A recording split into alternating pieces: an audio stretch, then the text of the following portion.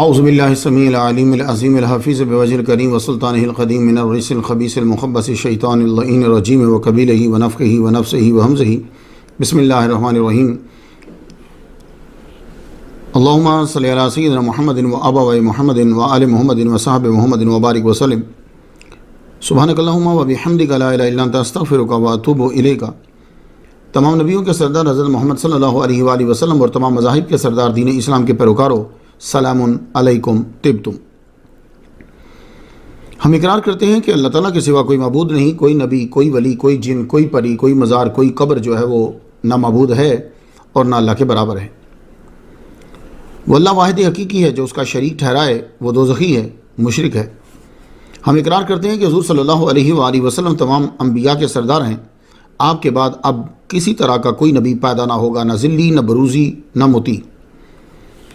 جو حضور صلی اللہ علیہ وآلہ وسلم کی ادنا سی بھی توہین کرے گا وہ بھی کافر ہے۔ شیطان، جس کا نام عزازیل ہے، پہلا کامل توحید پرست، عابد و زاہد اور جنتی تھا، جس نے نبی کی توہین کی اور یہ کہا کہ میں اسے بہتر ہوں، اور کیا میں اس بشر کو سجدہ کروں؟ قیامت تک کے لیے ملعون ہوا، مردود ہوا، دوزخی ہوا، اور ایسی نحوست ہوئی اس عمل کی کہ توبہ کا دروازہ بھی خود سے اس نے اپنے اوپر بند کر لیا۔ اللہ تعالیٰ شرک سے بچائے اور توہین رسالہ سے بھی بچائے، آمین۔ اور یہ بھی دعا ہے کہ اللہ تعالیٰ تعظیم اور شرک میں فرق سمجھنے کی عوام کو اور سمجھانے کی علماء کو توفیق عطا فرمائے، آمین۔ عظیم سند کے ساتھ عظیم پیام جو ہے وہ سماعت فرما لیں۔ یہ سند اور حدیث ابن ماجہ میں آپ کو مل جائے گی۔ امام رضا علیہ السلام بیان کرتے ہیں اپنے والد گرامی امام موسیٰ کاظم سے، وہ بیان کرتے ہیں اپنے والد گرامی امام جعفر صادق سے، وہ بیان کرتے ہیں اپنے والد گرامی امام محمد الباقر سے، وہ بیان کرتے ہیں اپنے والد گرامی امام زین العابدین سے، وہ بیان کرتے ہیں اپنے والد گرامی امام حسین علیہ السلام سے، وہ بیان کرتے ہیں اپنے والد گرامی حضرت علی شیر خدا رضی اللہ تعالیٰ عنہ سے، وہ بیان کرتے ہیں محمد مصطفیٰ صلی اللہ علیہ وآلہ وسلم سے۔ حضور صلی اللہ علیہ وسلم نے فرمایا، الایمان معرفۃ بالقلب، قول باللسان وعمل بالارکان۔ ایمان نام ہے دل سے جاننے کا، زبان سے اقرار کرنے کا، اور اعضاء سے اپنی طاقت کے مطابق عمل کرنے کا نام جو ہے یہ کامل ایمان۔ تصوف ہمارا ٹاپک ہے اور اسی کے گرد ہم گھومتے رہتے ہیں۔ تصوف نام ہے ان رستوں کا جو لے جاتے ہیں اس منزل تک جس منزل کا نام قرآن مجید نے تزکیہ نفس رکھا ہے، اور حدیث کے اندر اس کا نام احسان آتا ہے۔ اس راستے میں جو راہبر ہے اس کو مرشد کہتے ہیں، پیر کہتے ہیں۔ اس کی نشانی کیا ہوتی ہے؟ اس کے ایک ہاتھ میں سنت مصطفیٰ کی شمع ہوتی ہے اور دوسرے ہاتھ میں خوف خدا کا عصا ہوتا ہے، یہ اس کی نشانی ہوتی ہے۔ اچھے مقصد کے لیے سٹوریز کو بیان کرنا یہ اللہ تعالیٰ کی سنت ہے۔ نحن نقص علیک احسن القصص بما اوحینا الیک۔ اللہ تعالیٰ خود قرآن مجید میں اپنے نبی کو قصے سناتا ہے، بتلاتا ہے۔ تصوف کے بارے میں آپ کو ایک بات کرتا جاؤں، جب مخالف دھڑے کی گواہی آ جائے تو پھر ذرا مضبوطی آ جاتی ہے۔ پروفیسر ایچ اور گب نے یہ کہا، تاریخ اسلام میں بارہا ایسے مواقع آئے کہ اسلام کے کلچر کو دبایا گیا، لیکن وہ اس لیے ختم نہ ہو سکا کہ فوراً تصوف اس کی مدد کو آ جاتا اور اتنی قوت اور توانائی دیتا کہ کوئی طاقت اسلام کو ختم نہ کر سکی۔ یہ ہے تصوف کی پاور۔ حاضر رحمت من ربی، آج 20 جنوری 2018 میں ہماری گفتگو جو ہے وہ 125 نمبر پر پہنچ گئی۔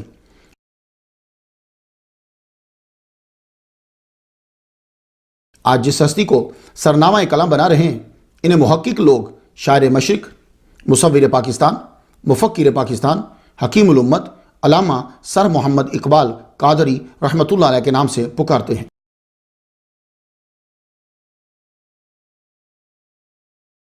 آپ پیر پیراں سید عبد القادر گیلانی الغوث پاک، ان کے وصال سے 711 شمسی سال بعد پیدا ہوئے۔ آپ کو آج جنوری 2018 میں دنیا سے گئے ہوئے 80 شمسی سال ہو چکے ہیں۔ آپ کا مزار موجودہ ملک پاکستان کے شہر لاہور جو صوبہ پنجاب میں ہے، اس شہر لاہور کے بادشاہی مسجد کی جو ہے وہ سیڑھیوں کے پاس آپ کا مزار مبارک ہے۔ تصوف میں ان کا ذکر کیوں کر رہا ہوں؟ بہت سے لوگ جو ہیں وہ ایک دم سے اٹھ گئے ہوں گے نام سن کر. تصوف میں میں ان کا ذکر کیوں کر رہا ہوں؟ پہلی وجہ تو جو ہے وہ میں ابھی پروفیسر احمر علاء الدین MBA جو یہاں امریکہ میں MBAs کی کلاسز جو ہیں وہ پڑھاتے ہیں, ملٹری کو بھی جا کر پڑھاتے ہیں, ان کی پہلے آپ کال جو ہے وہ ملاتے ہیں اور آپ ذرا سن لیجئے. السلام علیکم محترم عزیز مولانا مختار شاہ صاحب, آپ کو اور آپ کے لسنرز کو میں اپنے 3 خواب جو ہے سنانا چاہتا ہوں جو ریلیٹ کرتے ہیں حضرت علامہ اقبال رحمۃ اللہ علیہ سے.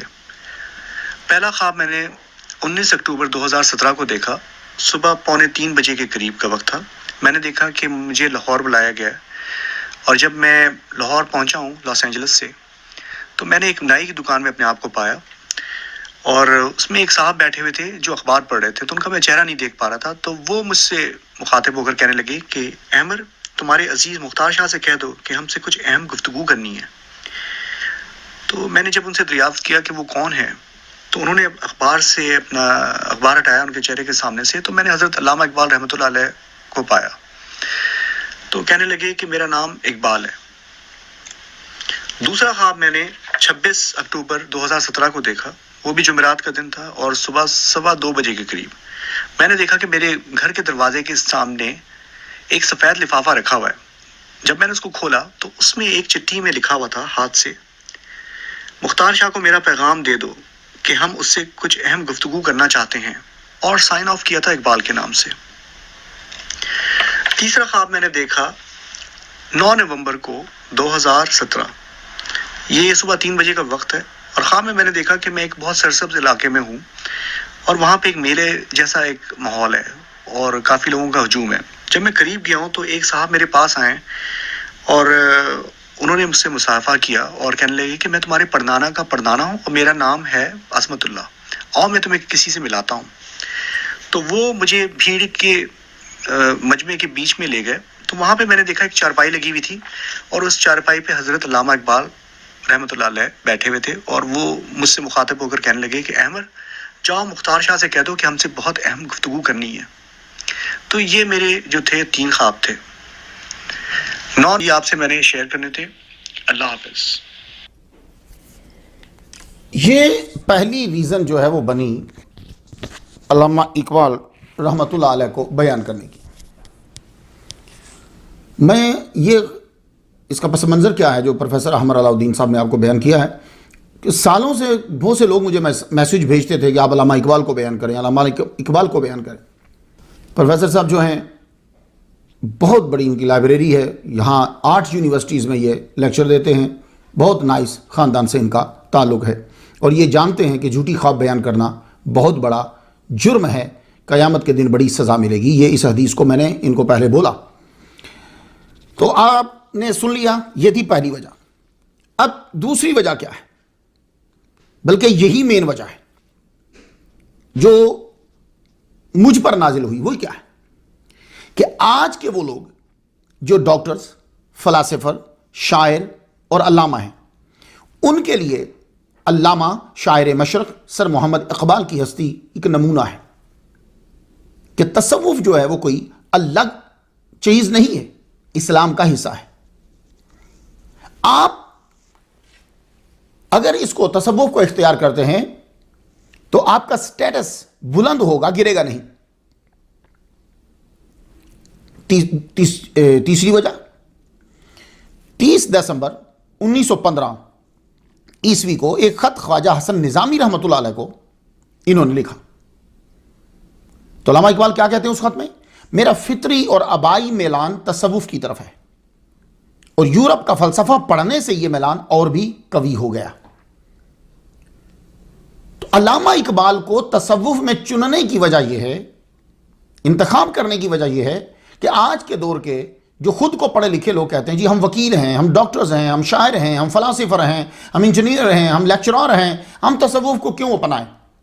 تو ان تمام لوگوں کے لیے یہ ہستی ایک نمونے کے طور پر میں پیش کر رہا ہوں, کیونکہ آپ نے بذام خیش جدید علوم پڑھ لیے ہیں اور سمجھتے ہیں کہ تصوف کی ضرورت نہیں ہے, تو آپ علامہ اقبال کو ذرا سن لیجئے. اب آپ کو سمجھ آ گئی. اور ایک وجہ اور کہ علامہ اقبال بذات خود صوفیاء اولیاء کے چاہنے والے، آپ خود قادری تھے، حضرت مولانا روم کو اپنا پیر تسلیم کرتے تھے، اور یوں فرمایا آپ نے، پیر رومی خاک را اکسیر کرد، از غبارم جلوہ تعمیر کرد۔ مرشد رومی کی توجہ خاص نے خاک کو اکسیر کر دیا، اور میرے خاکی وجود سے انوار و تجلیات کا ظہور ممکن ہوا، کہ میں نے جب ان کو پیر مانا تو پھر انوار و تجلیات کا ظہور جو ہے وہ ممکن ہوا۔ تو یہ تصوف کے چاہنے والوں میں سے آپ علامہ اقبال مسلمانوں کے لیے تصوف ضروری سمجھتے ہیں اور صوفیاء اور اولیاء کی سیرت مانگتے ہیں۔ سنجر خواجہ معین الدین اجمیری چشتی، جنید و بسطامی مشہور نام ہے۔ تو آپ کے نزدیک صوفیاء کے در پر جھکنے والے کو ہی فیض ملتا ہے۔ تو آپ نے فرمایا، کیمیا پیدا کن از مشت گلے بوسا زن بر آستانے کامل ہے۔ اگر تو یہ چاہتا ہے، مفہوم یہ ہے کہ اگر تو یہ چاہتا ہے کہ تو سونا بن جائے، تیری مٹی سونا بن جائے، تو پھر کیا کر، بوسا زن بر آستانے کامل ہے، کسی کامل کے آستانے پر جا کے بوسا کر، بوسا زن بر آستانے کامل ہے، تو چوم کسی کامل کے آستانے کو چوم۔ تو وجوہات کی کچھ سمجھ آ رہی ہے آپ کو؟ آپ کے والد گرامی صوفی کامل تھے، خود علامہ اقبال اولیاء کے مزارات پر جانے کے لیے تڑپتے تھے۔ بعض مزارات پر آپ نے حاضری بھی دی، خواجہ نظام الدین اولیاء 2 مرتبہ، خواجہ حکیم سنائی رحمۃ اللہ علیہ 1 مرتبہ، حضرت مجدد الفسانی رحمۃ اللہ علیہ کے مزار پر، داتا گنج بخش علی حجویری رحمۃ اللہ علیہ کے مزار پر بے شمار مرتبہ، حضرت میاں میر رحمۃ اللہ علیہ کے مزار پر بے شمار مرتبہ۔ خصوصاً مسلمانوں نے آپ کو شاعر مشرق کا جو ہے وہ خطاب دیا۔ نکولائی آف روس، رشیا، اس نے بڑا زبردست جملہ کہا ہے، اس کا ترجمہ میں آپ کو سناتا ہوں کہ علامہ اقبال کا شمار 20ویں صدی کے عظیم ترین شعراء اور مفکرین میں کیا جاتا ہے۔ یہی وجہ ہے کہ ان کی حیات ہی میں انہیں شاعر مشرق، پوئٹ آف ایسٹ کہا جانے لگا۔ مصور پاکستان، مفکر پاکستان، یہ ٹائٹل بھی آپ کو دیا جاتا ہے، حالانکہ آپ پاکستان بننے سے قبل دنیا سے چلے گئے۔ پھر بھی یعنی ایک ایسا مصور ہے کہ جس نے تصویر کو دیکھا نہیں ہے، ایسا مصور ہے۔ اب ان کو جو مصور پاکستان کہا گیا، آپ رہتے ہندوستان میں تھے، تب پاکستان نہیں بنا تھا، اور آپ پاکستان بننے سے 9 سال تقریباً قبل دنیا سے چلے گئے۔ لیکن آپ کو کیوں کہا جاتا ہے، جو لوگ کہتے ہیں کیوں کہا جاتا ہے، وجہ یہ ہے کہ وہ خطبہ الہ آباد جو ہے، اس کے اندر جو تقریر کی تھی آپ نے، اس تقریر کو پاکستان کی تصویر کہا جاتا ہے، اور یہ تصویر آپ نے 1930 میں پاکستان بننے سے 17 سال قبل دی تھی۔ یہ تصویر کب بنائی؟ پاکستان بننے سے 17 سال قبل تصویر بنائی تھی۔ اس تصویر کی بیس پر آپ کو مصور پاکستان کہا جاتا ہے۔ اس کی چند لائنیں میں سنا دیتا ہوں۔ تصویروں میں بھی لائنیں بنتی ہیں، یاد رکھیے، جب تصویر بنائی جاتی ہے تو اس میں بھی لائنز ہوتی ہیں، ڈبے بنتے ہیں۔ اب اس کی چند لائنیں دیکھیے، کیا کہتے ہیں؟ آپ نے کہا، میں چاہوں گا کہ پنجاب شمال، مغربی سرحدی صوبہ سندھ اور بلوچستان کو ختم کر کے ایک واحد ریاست بنا دیا جائے اور اسے خود مختاری دے دی جائے۔ برطانوی سلطنت کے اندر یا باہر شمالی مغربی ہندی مسلمانوں کی ایک مستحکم ریاست کا قیام مسلمانوں کی حتمی تقدیر نظر آتی ہے۔ یہ ہے وہ تصور، یہ تصویر ہے جو وجود سے پہلے دی۔ حالانکہ تصویر جب آپ کھینچتے ہیں تو وجود ہوتا ہے، ظہور ہوتا ہے، تو پھر تصویر بناتے ہیں۔ آپ نے اس کے وجود سے پہلے دی تصویر، پاکستان کے وجود سے۔ تو حقیقت میں یہ خواب ہے جو دن کو دیکھا گیا، تو 17 سال بعد 1947 میں رات کے وقت اس کی جو ہے وہ تعبیر نظر آئی۔ تو یہ ایک ایسا خواب تھا کہ جو 17 سال قبل دن میں دیکھا گیا، تو تعبیر اس کی کب نظر آئی؟ جب سب لوگ سو چکے ہوتے ہیں۔ 1947 کو اعلان ہوا کہ پاکستان بن گیا۔ حکیم الامت، عربی کے اندر حکیم کا معنی بہت وسیع ہوتا ہے، یہ یاد رکھیے گا۔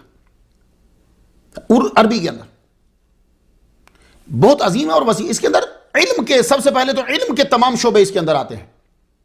یعنی یہ حکیم بظاہر دیکھا جائے تو علامہ سے بھی بڑا ہے، اسی لیے پروردگار عالم کے ساتھ علامہ نہیں آتا، حکیم آتا ہے۔ حکیم جو ہے وہ علم کے تمام شعبوں کو سب سے پہلے گھیرتا ہے۔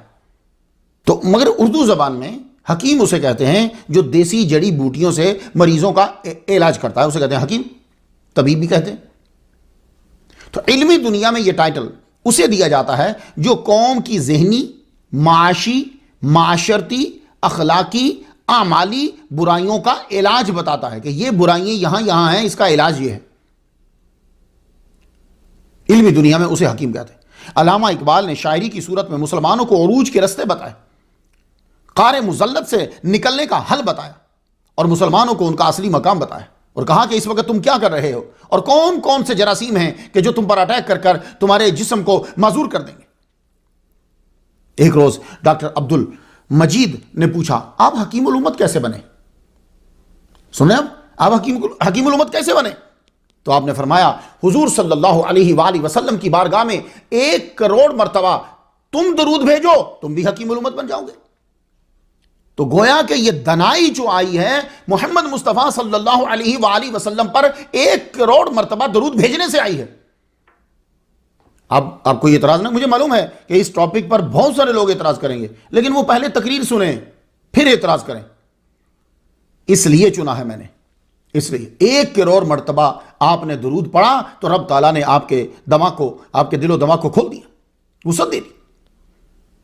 علامہ آپ کے نام کا حصہ ہی بن گیا۔ بہت سے لوگ ہیں جن کے نام کا حصہ بنا علامہ، یہ علامتن ہے اصل میں، اس کا تلفظ کیا ہے؟ علامتن، معنی اس کا ہوتا ہے عالم جدن، اور تا جو ہے وہ مبالغہ کے لیے لگائی گئی ہے۔ تو جب آپ وقف کریں گے تو یہ تا جو ہے وہ کنورٹ ہو جاتی ہے انٹو ہاں، تو علامہ بن جاتا ہے۔ تو صحیح تلفظ کیا ہے کہ جب آپ بولیں گے تو علامہ بولیں گے، لیکن کیا کریں گے، اردو کے اندر ہم ان چیزوں کا خیال نہیں رکھتے، میں بھی اسی طرح ہی بولتا ہوں، ہماری زبان میں ایسے ہی رائج ہے، لیکن جو صاحب ذوق آدمی ہیں ان کو بتا رہا ہوں کہ اصل میں کیا ہے؟ علامتن۔ لیکن جب وقف کرتے ہیں تو یہ جو علامتن تا مبالغہ کی جو لگی ہے یہ ہاں میں کنورٹ ہو جاتی، تو علامہ، علامہ نہیں ہوگا، علامہ ہوگا۔ آخر میں الف کی آواز نہیں آئے گی، ہا کی آواز آئے گی۔ جیسے اکثر ہم مسٹیک کر جاتے ہیں، جب اب نماز پڑھتے ہیں تو سمیع اللہ لمن حمدہ، وہ بہت بڑی مسٹیک ہے، اس کا دھیان دیجئے۔ بعض لوگوں نے تو یہ کہا ہے کہ نماز ہوتی ہی نہیں ہے، یہ یاد رکھیے گا، ایک پوری کتاب لکھی ہوئی ہے، اگلے ٹاپک میں ضرور بیان کروں گا اگر موقع مل گیا تو سمیع اللہ لمن حمدہ ہو ہے، وہ اصل میں ہو ہے، تو لیکن چونکہ آپ سٹاپ کر رہے ہیں تو پیش جو ہے وہ ساکن ہو جاتی ہے، یہ قاعدہ ہے، اگر آپ نے پڑھے ہیں وقف کے سائنس کے سارے قاعدے یہ ہیں، سمیع اللہ لمن حمدہ، تو پلیز خیال رکھا کریں، کیونکہ کچھ علماء کے نزدیک اس کی نماز ہوتی ہی نہیں ہے جو دہ ہا کو پروناؤنس نہیں کر رہا وہاں، تو سمیع اللہ لمن حمدہ۔ اسی طرح علامہ لاس جو ہے وہاں ہے، لیکن یہ چونکہ نماز سے اس کا تعلق نہیں ہے، عام نارمل چلتا ہے، اس لیے آپ بولتے رہیے۔ سر 1923 میں علامہ اقبال کو انگریز کی طرف سے سر کا خطاب جو ہے وہ ملا، تو 1297 میں انگلینڈ نے شروع کیا تھا نواب کے لیے، پھر آہستہ آہستہ تھا، ایک دفعہ ایک ٹائٹل بہت ہائی ہوتا ہے لیکن وقت کے گزرنے کے ساتھ ساتھ وہ ٹائٹل عام ہو جاتا ہے۔ یہ علامہ بہت بڑا ٹائٹل ہوتا تھا، اب ہر ایک کو علامہ بولتے تھے۔ مولانا بہت بڑا ٹائٹل، لیکن اب ہر بندہ مولانا ہے۔ مولوی، ملا، یہ ٹائٹل ہوتے تھے، اور بعض دور ایسا بھی آ جاتا ہے کہ ایک بہت بڑا ٹائٹل ہے وہ گالی بن جاتا ہے۔ تو سر 1297 میں سر صرف ٹائٹل ہوتا تھا نواب کے لیے، پھر وقت گزرتا گیا، 1200 سے 1923 آ گیا، اب انہوں نے آ کر انگلینڈ کے اندر سر کا خطاب جو ہے وہ بانٹنا شروع کر دیا، تو علامہ اقبال کو سر کا ٹائٹل 1923 میں دیا گیا۔ تو انگریزوں کے ہاں یہ جو ٹائٹل ہے سر، یہ فرسٹ نیم سے پہلے لگایا جاتا ہے۔ جی مثال دوں آپ کو، یعنی سر علامہ محمد اقبال نہیں کہیں گے، ان کے نزدیک کہنا غلط ہوگا، علامہ سر محمد اقبال یہ صحیح ہوگا، کیونکہ محمد اقبال آپ کا نام ہے۔ محمد اقبال یہ آپ کی والدہ ماجدہ نے آپ کا نام رکھا اقبال، محمد اقبال۔ ہم مسلمان اپنے نام سے پہلے محمد یا نام محمد ہی رکھتے ہیں۔ اقبال عربی زبان کا لفظ ہے، اس کا معنی پیش آنا، قبول کرنا ہوتا ہے، جو لغوی لحاظ سے اس کا معنی ہے۔ اصطلاحاً بعد میں پھر بہت سے معنوں میں استعمال ہونے لگا۔ اصطلاحاً خوش نصیبی کو بھی اقبال کہتے ہیں، کامیابی کو اقبال کہتے ہیں، اقرار کو اقبال کہتے ہیں، حامی کے معنی میں بھی آتے ہیں اس کے معنی۔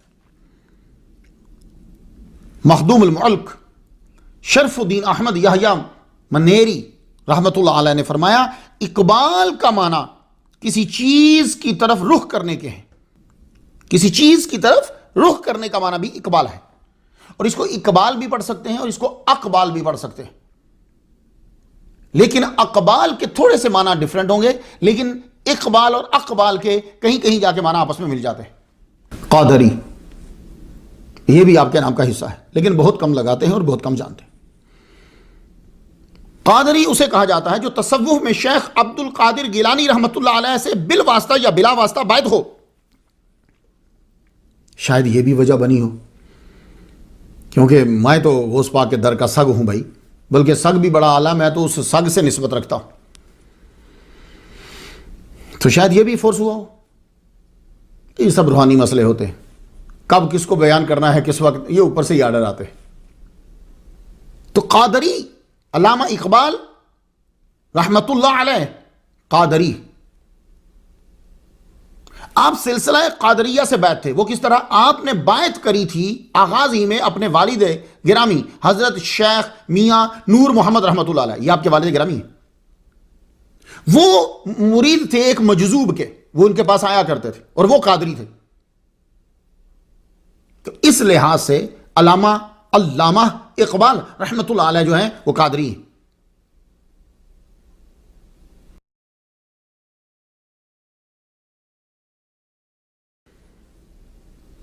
آئیے اب آگے بڑھ جاتے ہیں، انتظار کر رہے ہوں گے آپ کے آباء و اجداد جو ہیں، علامہ اقبال رحمت اللہ علیہ کے آباء و اجداد کشمیری پنڈت تھے، یعنی کوئی چھوٹا خاندان نہیں آپ سمجھیں کہ غریب لوگ تھے تو ایسے ہی مذہب اختیار کر لیا، نہیں، کشمیری پنڈت ہیں، یہ آج بھی بڑا اعلیٰ مقام رکھتے ہیں۔ تو کہا جاتا ہے کہ شاہ جہاں کے دور کے اندر انہوں نے اسلام کو قبول کیا، اس خاندان نے۔ پھر جب کشمیر سکھوں کے انڈر آیا تو یہ جس علاقے میں رہتے تھے وہ علاقہ جب ان کے انڈر آ گیا تو یہ وہاں سے موو کر کے سیال کوٹ میں آ گئے۔ یہ سلبائن بادشاہ شہزادے نے بنایا تھا، اس کے بعد یہ سلکوٹ، پھر یہ سیال کوٹ بن گیا، ٹھیک ہے۔ تو پاکستان کے شہر سیال کوٹ کے اندر جو ہیں وہ آ گئے۔ علامہ اقبال کے والد گرامی شیخ نور محمد قادری رحمۃ اللہ علیہ کی شادی سیال کوٹ میں ہوئی تھی، ایک پنجابی گھرانے کے اندر، بڑی نیک سیرت عورت، امام بی بی ان کا نام۔ تو اس دور میں تو تصور ہی نہیں کیا جا سکتا کہ عورت تہجد چھوڑے، کیونکہ اس نے جاگنا ہی تہجد میں ہوتا تھا۔ وہ تصور ہی چھوڑ دیجئے بس کہ مسلمان ہو اور عورت تہجد نہ پڑھتی ہو، یہ نمازیں تو اس پہ تو سوچو بھی نہ کہ کبھی چھوٹی ہوگی۔ تو آپ کے والد گرامی علماء جو خاص طور پہ صوفی ہوتے تھے بڑے قدردان تھے ان کے۔ جب خبر ملتی علامہ اقبال رحمۃ اللہ علیہ کے والد گرامی کو فلاں جگہ پہ ایک پیر صاحب آئے ہیں، تقریر کریں گے، واز فرمائیں گے، چلے جاتے، کام چھوڑتے، کام بند کرتے، وہاں پہنچ جاتے۔ آپ کا ذریعہ معاش جو ہے وہ خیاطی و بزازی تھا۔ پرانے دور کے اندر یہ ہوتا تھا کہ کپڑا بھی بیچتے، سی بھی دیتے۔ آج کل بھی ہوتا ہے کہ ایک ہی شعبے سے جو ریلیٹڈ کام ہیں وہ سارے جوڑ لیے جاتے ہیں۔ تو خیاطی اور بزازی دونوں، کپڑا بیچتے بھی، کپڑا سی بھی دیتے۔ تصوف کا بڑا علم رکھتے تھے آپ۔ بیٹے کے اندر اثر آتا ہے، بچوں میں اثر آتا ہے، یہ یاد رکھیے، ساروں میں نہ آئے، کچھ میں آئے گا۔ آپ کے ایک دوست تھے شمس العلماء سید میر حسن رحمۃ اللہ علیہ، عربی کے اور فارسی کے ماہر۔ آپ علامہ اقبال رحمۃ اللہ علیہ کے والد گرامی کو کہتے تھے یہ امی فلسفی ہے، یعنی بے پڑا فلسفی ہے۔ اللہ اکبر جل شانہ، ہر لمحہ اولیاء کے طریقے پہ ہوتا، نماز با جماعت ادا کرتے، ذکر و اذکار، تہجد باقاعدہ پڑھتے۔ شیخ اکبر ابن عربی کی فتوحات مکیہ کا تو گھر میں درس ہوتا تھا. اب آپ اندازہ لگا کیجیے, درس ہوتا تھا ان کا, اور آپ کی فیملی کے لیے ضروری تھا کہ درس میں شرکت کرے. اور ذکر اس میں ذات میں وہ مقام حاصل کر لیا تھا کہ بعض اوقات اندھیرے میں بیٹھ کر جب آپ ذکر کر رہے ہوتے تھے تو کمرہ جو ہے وہ روشن ہو جاتا. یہ اس میں ذات میں جب آدمی کو کمال حاصل ہو جاتا ہے تو پھر آدمی تنہائی میں بیٹھ کر جب ذکر کرے تو اللہ کی جب ضرب لگاتا ہے تو کمرہ روشن ہو جاتا ہے. ایک روز آپ نے خواب دیکھا. خواب میں کیا دیکھتے ہیں کہ ایک سفید کبوتر اڑتا ہوا آیا اور ان کی گود میں آ کر بیٹھ گیا. تو آپ نے, اس دور میں صوفیاء اولیاء ہوتے تھے, جا کے ایک بزرگ سے پوچھا کہ اس خواب کی تعبیر کیا ہے؟ کہنے لگے یہ خواب اگر تم نے دیکھا ہی ہے تو پھر تعبیر یہ ہے کہ اللہ تعالیٰ تجھے ایک بیٹا عطا فرمائے گا جو با اقبال ہوگا. تو اس خواب کے بعد وہ گھڑی آ گئی. نومبر 1877 میں اللہ تعالیٰ نے آپ کو بیٹا عطا فرمایا. آپ کی والدہ ماجدہ پرہیزگار تھی, انہوں نے نام رکھا محمد اقبال. کیا گھڑی تھی, رب تعالیٰ نے اقبال بلندی عطا فرما دی, قبول کر لیا. تو سید سلیمان ندوی لکھتے ہیں کہ شاید بہت کم لوگوں کو معلوم ہو کہ علامہ اقبال ایک صوفی خاندان میں پیدا ہوئے. ان کے والد صوفی, والد کے دوست صوفی, اور اسی ماحول کے اندر علامہ اقبال نے پرورش پائی. تو پہلے زندگی کے 5 سال ہی تو 7 سال ہی تو بڑے امپورٹنٹ ہوتے ہیں. تو علامہ اقبال رحمۃ اللہ علیہ کے وہ جو پہلے 7 سال ہیں وہ فتوحات مکیہ, ابن عربی کی روشنی, اولیاء, صوفیاء, گھر کے اندر یہ صوفیانہ ماحول, اسی میں پرورش پائی. تو جو پہلے 7 سال میں ہوتا ہے وہ آخری سال میں جا کر پھر واپس آ جاتا ہے. بیچ میں اگر کہیں تم نے چھوڑ بھی دیا ہو تو علامہ اقبال نے جب پہلے زندگی کے 7 سال میں تصوف کو پایا ہے تو آگے یہ بڑھتا رہا بڑھتا رہا بڑھتا رہا, اور اینڈ پہ دیکھ لیجیے اینڈ تک کیا ہوا. آپ بچے کو نیک دیکھنا چاہتے ہیں تو کم از کم 80% سے زیادہ آپ کو نیک ہونا پڑے گا. کم از کم منیمم 80% سے زیادہ آپ کو نیک ہونا پڑے گا. تب آپ اپنے بچے کو 20% 30% نیک دیکھیں گے. آپ کو پرہیزگاری کے کام کرنے پڑیں گے, کیونکہ بچہ ولادت سے 5 سال تک کی عمر جو اس کی ہوتی ہے وہ بار بار آپ کو دیکھتا ہے اور سنتا ہے. اس وقت اس کی کوئی چیز اور نہیں ہوتی, وہ آپ ہی کو سنتا ہے, آپ ہی کو دیکھتا ہے. پیدا ہونے سے لے کے 7 سال کی عمر تک, 5 سال کی عمر تک, بتا رہا ہوں میں آپ کو. امریکہ اور یورپ میں پیدا ہونے والے جو بچے ہیں کیا صورتحال ہوتی ہے ماں باپ کو. میں ریزن ایک بتا دوں آپ کو. وہ ریزن یہ ہوتی ہے, ہم چاہتے کچھ اور ہیں, کرتے کچھ اور ہیں. بچہ چھوٹا ہوتا ہے, باپ بیچارہ جو ہے وہ گھر کو سنبھالنے کے لیے 12 گھنٹے 14 گھنٹے کام کر رہا ہے تاکہ گھر کے اندر جو ہے وہ چیزیں پوری رہیں. مکان اچھا ہو, ٹیبل کرسی اچھی ہو, صوفہ اچھا ہو, بیڈ اچھا ہو, کھانا اچھا ملے. ان چیزوں کو سیٹ کرنے میں وہ لگا رہتا ہے تاکہ پیسے میرے پاس زیادہ آ جائیں. اب بچہ جو ہے وہ چھوٹا ہے, ٹائم اسے نہیں ملا, تو بچہ کیا کرتا ہے, اب اس نے بھی ٹائم کی اسپینڈ تو کرنا ہے. پھر وہ آہستہ آہستہ شروع کرے گا اپنے دوست بنانے, اپنی توجہ کے مرکز بنانے. اب وہ شروع ہوتا جائے گا. جب بچہ ہو گیا 12 سال کا, 15 سال کا, اس نے اپنے وقت کو سپینڈ کرنے کی ساری چیزیں بنا لی ہیں. اب ابا جو ہیں وہ ذرا بوڑھے ہوئے, ان کے پاس ٹائم آیا, ان کو ٹائم ملا. اب جب ان کو ٹائم ملا تو یہ اب آیا اپنے بچے کے پاس, لیکن اب بچے کے پاس ٹائم نہیں تھا. یہ مسئلہ بنتا ہے. اب بچے کے پاس ٹائم نہیں تھا, کیوں کہ وہ ڈھونڈ چکا ہے, اپنے دوست ڈھونڈ چکا ہے, کیا چیزیں پسند ہیں وہ ڈھونڈ چکا ہے. اب اس میں یہ فیصلہ تو نہیں کرتا کہ بیٹے کا قصور ہے یا ابا کا قصور ہے. اب فیصلہ آپ لوگ کر لیجئے, کیونکہ ہر 2 صورت میں قربانی ہی قربانی ہے. قصور پہ کیا ڈسکس کریں گے, قربانی ہی قربانی, اور مزید محنت ہے. مگر علامہ اقبال کی خوش قسمتی یہ تھی کہ ماں ملی تہجد گزار, باپ بھی تہجد گزار, اور صوفی. وہ باہر ہی نہیں گھر میں بھی, وہ باہر ہی نہیں گھر میں بھی اولیاء اور صوفیاء کی محفل لگواتے. یہاں تک کہ علامہ اقبال کہتے ہیں کہ میری عمر 4 سال تھی اور ہمارے گھر میں فتوحات مکیہ کا درس ہوتا تھا. علامہ اقبال کے لیے ضروری تھا 4 سال کی عمر کے اندر بھی کہ وہ فتوحات مکیہ کے درس میں بیٹھے, بھلے سے سمجھ آئے نہ آئے. یہ بیٹھنا بھی بڑی بات ہے. میں امریکہ میں 17 سال سے دین کی خدمت کر رہا ہوں. ماں باپ سے اکثر سنتا ہوں او جی بچے ہمارے کہتے ہیں ہمیں سمجھ نہیں آتی, بچوں کو سمجھ نہیں آتی. میں نے کہا بچوں کو ساری سمجھ آتی ہے, میں سارے تجربے یہاں کر چکا ہوں. یہ مت کہو کہ بچوں کو سمجھ نہیں آتی, بچوں کو سمجھ آتی ہے. جو تم بول رہے ہو تمہاری بھی سمجھ آتی ہے. ان کو اردو سمجھ میں آتی ہے. بٹھاؤ ان کو, زبردستی بٹھاؤ ان کو. نہ بھی سمجھ آئے تو بھی بٹھا دو, ایک تعلق تو رہے گا, ایک تعلق تو رہے گا. تو علامہ اقبال کو بٹھا دیں. تو یہ میں اگر آپ ابن عربی اور ان کی کتب کے بارے میں پڑھنا چاہو تو میں 120 نمبر سٹوری پر ان کا تذکرہ کر آیا ہوں, سن لیجیے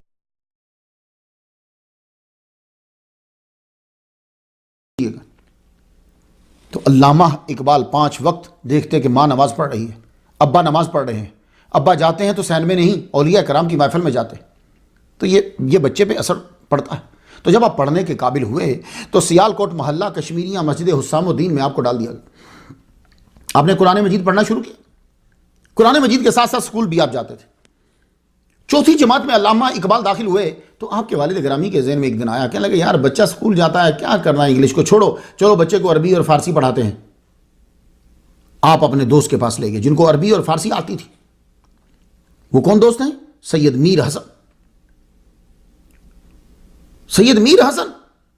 جب علامہ اقبال کو سر کا خطاب دیا گیا تو آپ نے فرمایا مجھے خطاب نہیں چاہیے جب تک کہ میرے استاد کو خطاب نہ دو. کہا کون سے استاد کو؟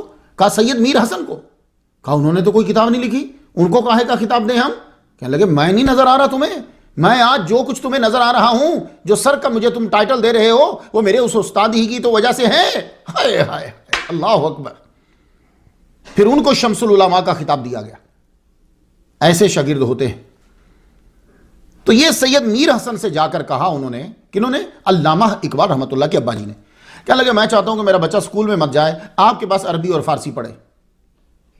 آپ نے فرمایا بھائی صرف عربی اور فارسی نہیں, سکول جائے گا وہ انگلش پڑھے گا لیکن میرے پاس بھی آئے گا. سکول نہیں تم نے چھڑوانا. بات مان لی, ان کو سکول بھیجنے لگے. تو اب سید میر حسن رحمۃ اللہ علیہ کے ساتھ ایک قسم کی دوستی ہی ہو گئی. اور یہ استاد اور شاگرد ایسا تعلق ہوا کہ ایف اے تک پھر یہ تعلق چلا, ختم نہیں ہوا. 4تھی جماعت سے لے کر ایف اے تک علامہ اقبال رحمۃ اللہ علیہ سید میر حسن رحمۃ اللہ علیہ سے جڑے رہے. انگلش سکول سے مل جاتی تھی, عربی اور فارسی اس استاد سے مل جاتی تھی. آپ ہر کلاس میں ٹاپ کرتے اور وظیفہ حاصل کرتے. سیالکوٹ اسکاچ مشن کالج میں ایف اے میں تھے کہ اشعار کہنے آپ نے شروع کر دی. سیالکوٹ میں ہی پڑھتے تھے. اس دور میں داغ دہلوی جو ہیں مرحوم, ان کا بڑا نام تھا, یہاں بھی اور وہاں بھی. تب تو پاکستان اور ہندوستان ایک ہی تھے نا, بڑا نام تھا. تو لوگ ان کے شاگرد بننے کے لیے یہاں اس سائڈ کے لوگ کیا کرتے تھے کہ وہ خط لکھ کر, اپنا کلام لکھ کر ان کو بھیجتے تھے. وہ پھر اس کی اصلاح کرتے, اصلاح کرنے کے بعد واپس بھیج دیتے پنجاب میں. یہ جو دور دراز دہلی نہیں وہاں نہیں رہتے, یہاں رہتے ہیں. تو اس طرح کیا ہوتا, اصلاح بھی ہو جاتی اور یہ آدمی ان کا شاگرد بھی ہو جاتا. تو بڑی بات ہے بھائی, اتنے بڑے استاد کی شاگردی. تو علامہ اقبال رحمۃ اللہ علیہ نے بھی یہی کیا. آپ نے اپنی غزلیں لکھی, ابھی ایف اے میں پڑھتے ہیں آپ, اپنی غزلیں لکھی اور داغ دہلوی کو بھیج دی. انہیں جب بھیجی انہوں نے چیک کی, 1 2 3 4 5 کرنے کے بعد آپ نے لکھ دیا کہ بھائی اصلاح کی ضرورت بہت کم ہے, اصلاح کی ضرورت بہت کم ہے. تو علامہ اقبال اس طرح سے داغ دہلوی کے شاگرد ہوئے. تو جب علامہ اقبال مشہور ہو گئے تو پھر داغ دہلوی جو ہیں وہ فخریہ طور پر بتلایا کرتے تھے اور اس واقعے کو بیان کرتے تھے. یہ شاعری کا سلسلہ کم یا زیادہ چلتا رہا, مگر عوام میں آپ 1901 میں مشہور ہوئے. نے ایف اے پاس کیا تو لاہور تشریف لائے. شیخ گلاب الدین نے ریسیو کیا, اپنے گھر میں لے گئے, چند دن وہاں جو ہے وہ نے قیام کیا. اس کے بعد آپ آج بھی اور اس دور میں بھی ہائی سٹیٹس ایک کالج رکھتا ہے, لاہور کالج. یہ ناصر باغ داتا صاحب کی طرف آپ جائیں اگر تو ضلع کچہری سے یہ پہلے آتا ہے رائٹ سائڈ میں, اگر آپ چبرچی سے آ رہے ہیں. تو لاہور کالج اس دور میں بھی ہائی سٹیٹس. تو آپ کی صلاحیت و قابلیت کی بنا پر یہاں آپ کو داخلہ مل گیا. تو آپ ہاسٹل کے کمرہ نمبر 1 میں رہنے لگے. آپ نے محنت سے پڑھا. 1897 میں بی اے جو ہے وہ آپ نے پاس کر لیا, بیچلر آف آرٹس. نمایاں پوزیشن میں آپ نے پاس کیا, 2 طلائی تمغے جو ہیں وہ آپ کو ملے. اب آپ نے ایم اے کرنا تھا. سوچ رہے تھے کہ میں کس ماسٹرز ڈگری جو ہے وہ کس ٹاپک میں لوں. تو انہی دنوں میں علی گڑھ یونیورسٹی سے مسٹر تھامس واکر آرنلڈ جو ہیں وہ آئے ہوئے تھے. تو علامہ اقبال ان سے متاثر ہوئے, تو فیصلہ کرنا جو ہے وہ آسان ہو گیا کہ ماسٹرز کی ڈگری کس میں لی جائے. تو Thomas Walker Arnold British orientalist اور اسلامک آرٹ کے ماہر تھے. پریچنگ آف اسلام انہوں نے ہی لکھی ہے. تو علامہ اقبال کی جیسے ان سے دوستی ہو گئی. یہ تھا تو آپ کا استاد, مگر کہا کرتا تھا کہ ایسا شاگرد استاد کو محقق اور محقق کو محقق تر بنا دیتا ہے. 1899 میں علامہ اقبال نے ایم اے کیا اور ٹاپ کیا. ایم اے کے بعد علامہ اقبال اورینٹل کالج میں تاریخ اور فلسفہ کے پروفیسر ہوئے. شاعری ساتھ ساتھ جاری رہی. 1901 میں آپ کی نظم چھپی اور 1901 میں آپ کی کتاب علم الاقتصاد شائع ہوئی. 1905 میں آپ یورپ کی طرف روانہ ہوئے. تو یورپ جانے سے پہلے ذرا دیکھ لیجیے آپ اس دور کیا ایم اے پاس جو فلسفہ بھی جانتا ہے, جس نے ہر امتحان میں ٹاپ کیا ہے شروع سے لے کے اینڈ تک, وہ یورپ جانے سے پہلے کیا کرتا ہے؟ یورپ جانے سے پہلے حضرت خواجہ نظام الدین اولیاء رحمۃ اللہ کے دربار پہ حاضری دے رہے ہیں. ان کا تذکرہ میں 46 نمبر سٹوری پہ کرایا ہوں, سن لیجیے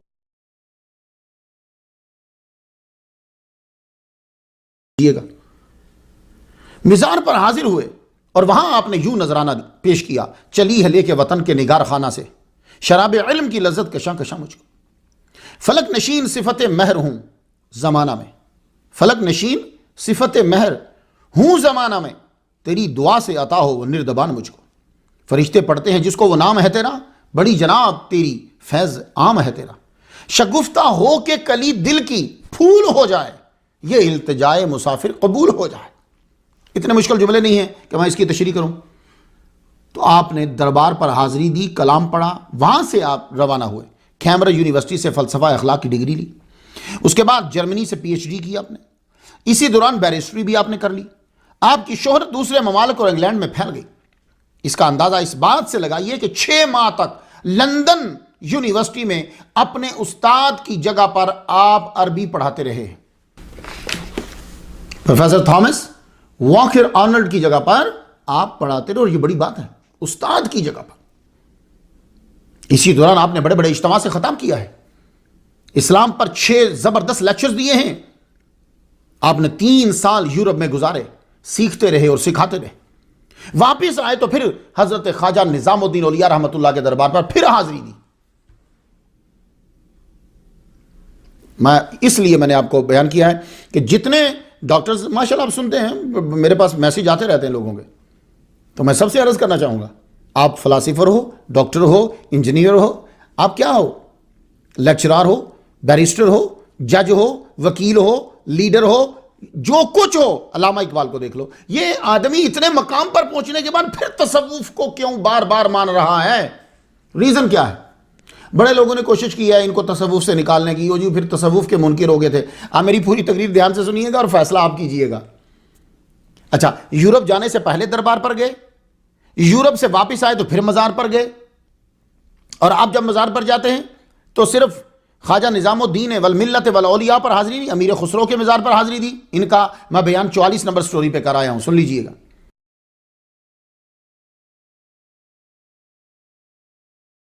رہے نہ ایبک و غوری کے مارکا باقی, ہمیشہ تازہ و شیریں ہے نغمہ خسرو. پھر دربار خواجہ نظام الدین اولیاء پہ حاضری دی. وہاں سے پھر آپ کو اشارہ ہوا کہ آپ کا فیض مجدد الفسانی کے پاس ہے. یہ بڑک پن ہوتا ہے. آج کے دور میں یہ چیز ختم ہو رہی ہے. کوئی آدمی کسی دوسرے کے پاس چلا جائے, یہ ادھر کیوں چلا گیا, اس نے اس مولوی کی تقریر کیوں کروا لی, اس نے اس مولوی کی تقریر سننے کیوں چلا گیا. نہ, تصوف میں یہ نہیں ہوتا. جاؤ, تیرا فیض ہمارے پاس نہیں ہے, وہاں سے لے جا کے. کیوں؟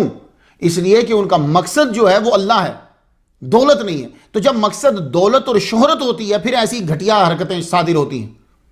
تو خود خواجہ نظام الدین اولیاء رحمۃ اللہ علیہ اشارہ فرما رہے، کہنے لگے آپ کا فیض مجدد الفسانی کے پاس ہے، آپ وہاں جائیے۔ آپ نے فلسفہ پی ایچ ڈی کیا، یورپ کی یونیورسٹیز میں لیکچر دیے، وکالت کی، مگر آپ پہ یورپ کا کوئی ثقافتی اثر نہیں ہوا، فکری اثر نہیں ہوا، اخلاقی اثر نہیں۔ اخلاقی سے مراد عادت لے رہا ہوں میں، اخلاق سے مراد جو آپ سمجھتے وہ نہیں لے رہا۔ اولیاء کی محبت لے کر گئے تھے، وہی لے کر واپس آئے، بلکہ خود فرمایا۔ ہم لوگ تو یورپ رہتے ہیں نا، 5-6 سال بعد جاتے ہیں تو ساری چیزیں ہماری بدل جاتی ہیں، ہماری عورتوں کی بدل جاتی ہیں، ان کا رہن سہن بدل جاتا ہے، بچوں کا بدل جاتا ہے، سب کا بدل جاتا ہے۔ اب علامہ اقبال کا جملہ سن لیجئے، آپ یورپ میں رہے، آپ نے پڑھا، آپ نے علم حاصل کیا، آپ نے ڈگریاں لی، لیکن کیا فرماتے ہیں؟ کہتے ہیں کہ خیرہ نہ کر سکا مجھے جلوہ دانش فرنگ، سرما ہے میری آنکھ کا خاک مدینہ و نجف۔ خاک مدینہ سے مراد عشق مصطفیٰ، نجف یعنی تصوف۔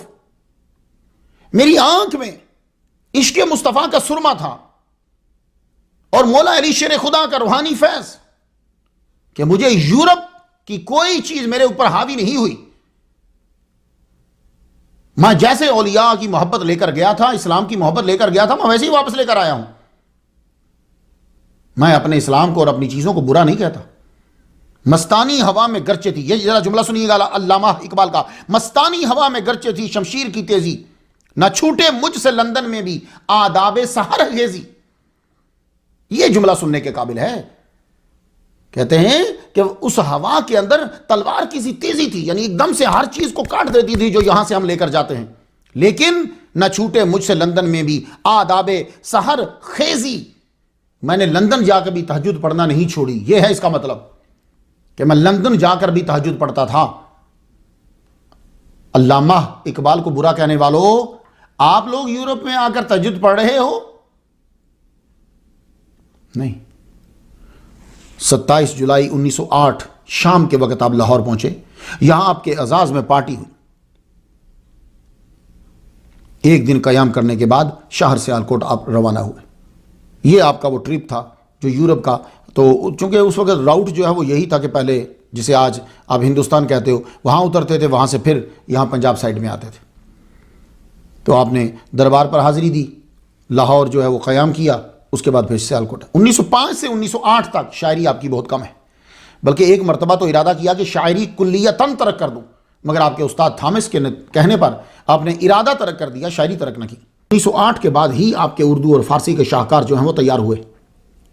فارسی کی طرف آپ کا رجحان نہیں تھا نا، آپ صرف اردو میں شاعری کہتے تھے، تو یہ فارسی میں کس طرح کہنے لگے؟ وہ ہوا یہ کہ ایک محفل میں آپ گئے تو کسی صاحب نے کہہ دیا کہ جناب فارسی کا کلام سنائیے آپ نے فرمایا میں نے فارسی میں تو کلام لکھا ہی نہیں ہے۔ وہ بات اٹک گئی۔ واپس جب آئے تو پوری رات سوئے نہیں، جاگے رہے، اور آپ نے رات میں بیٹھ کر فارسی زبان کے اندر کلام تیار کر دیا خاصا۔ 1909 میں گورنمنٹ کالج لاہور میں سال بھر کے لیے فلسفہ کے پروفیسر مقرر ہوئے۔ وکالت کی بھی پریکٹس آپ کرتے رہے، مگر کچھ خاص دلچسپی نہیں۔ 1914 میں آپ کی عمر 37 سال ہوئی تو آپ کی والدہ ماجدہ کا انتقال ہو گیا۔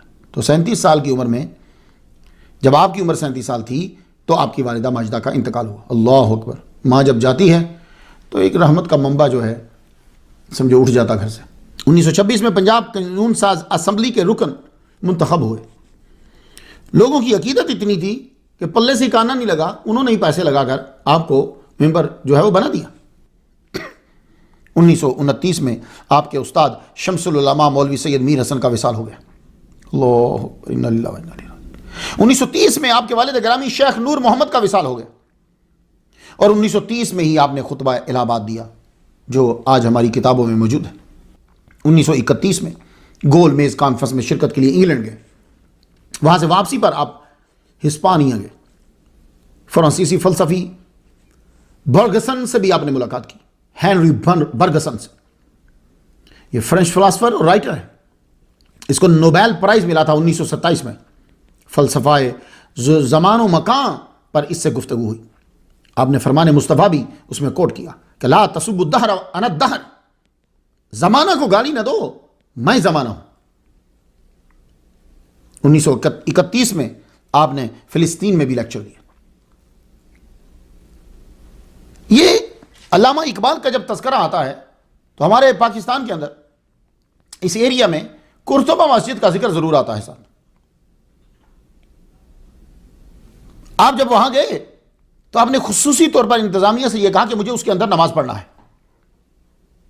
اب قرطبہ مسجد کیا ہے، انہوں نے کیوں خواہش کا اظہار کیا کہ مجھے نماز پڑھنا ہے، تو میں اپنے سامعین کو کچھ بتا دوں جو نہیں جانتے، ویسے تو آپ کو معلوم ہوگا. کہا جاتا ہے کہ یہ جو مسجد ہے یہاں رومن گاڈ جینس کا ٹیمپل تھا. یہ میں آپ کو سٹارٹ سے لے کر آیا. جینس کا ٹیمپل تھا، پھر چرچ میں تبدیل ہوا 572 عیسوی میں. میری بات سمجھنا، 572 عیسوی میں چرچ بن گیا. یہ اس کے بعد یہ بیچ دیا گیا مسلمانوں کو. اب آپ کہیں گے یہ کیسے ہو سکتا ہے؟ نہیں، پھر آپ امریکہ نہیں آئے یا یورپ نہیں گئے. آج بھی یورپ اور امریکہ میں ایسا ہوتا ہے کہ جو چرچ آمدنی کم دیتا ہے، بندے کم آتے ہیں، اس چرچ کو بیچ دیا جاتا ہے. ٹھیک ہے، شکاگو جہاں جہاں میں جانتا ہوں، خود گیا ہوں، دیکھا ہے، وہ میں آپ کو بتا رہا ہوں. شکاگو چرچ خرید کے مسجد بنائی، خرید کے یعنی انہوں نے بیچ دی. اچھا، یہاں ڈیلس میں اب میں یہاں ہوں، یہاں چرچ بیچا، خرید کر مسجد بنائی. ٹھیک ہے، اس کے علاوہ ایک ابھی چرچ بک رہا ہے، ہم خریدنے کے لیے گئے، وہ پہلے چرچ ہوتا تھا، آمدن کم ہو گئی، وہ بک رہا ہے. ٹھیک ہے، آپ سمجھ رہے ہیں آپ.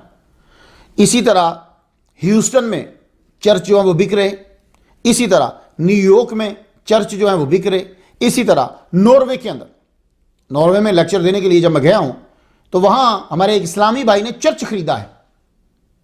چرچ خرید کر اس کو مسجد بنا دی. میں نے وہاں جا کر پھر توحید پہ لیکچر دیا ہے. کچھ بات آپ سمجھ رہے ہیں؟ یعنی آج کے دور کے اندر یہ وہ ہیں جو میں نے دیکھے ہیں. ویسے اس کے علاوہ بہت ساری جگہوں پہ مسلمانوں نے چرچ خرید کر مسجد بنایا ہوا ہے، اور کئی جگہ تو ایسی ہیں کہ جمعہ کے دن ان سے جو ہے رینٹ پہ لیتے ہیں، وہ رینٹ پہ دے دیتے ہیں، اور وہاں مسلمان جو ہے وہ نماز پڑھتے ہیں اس حصے میں جہاں تصویریں نہیں ہیں. کچھ بات کی سمجھ آئی آپ کو؟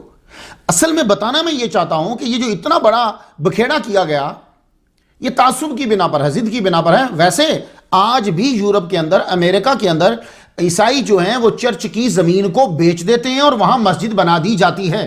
یہی حال ہوا اس کے ساتھ بھی. تو یہ 572 میں چرچ بنا. اب جب مسلمانوں کی حکومت ہو گئی یہاں اندلس پہ، مسلمانوں کی جب حکومت ہوئی تو یہ اتنی بڑی زمین نہیں تھی، لیکن مسلمانوں کی زمین ساتھ زیادہ تھی، تو آمدنی اس کی کم تھی، یہ مسلمانوں کے آگے بیچ دیا گیا. تو عبد الرحمن اول نے یہ ساری جگہ جو ہے وہ خرید لی، اور یہاں اس نے پھر شاندار مسجد بنائی. سیریا سے درخت منگوائے، یہاں چشمے بنوائے، مینار بنوائے. اور صحیح کسی نے یہ کہا ہے، a very unusual type of mosque that bear witness to the presence of Islam in the West.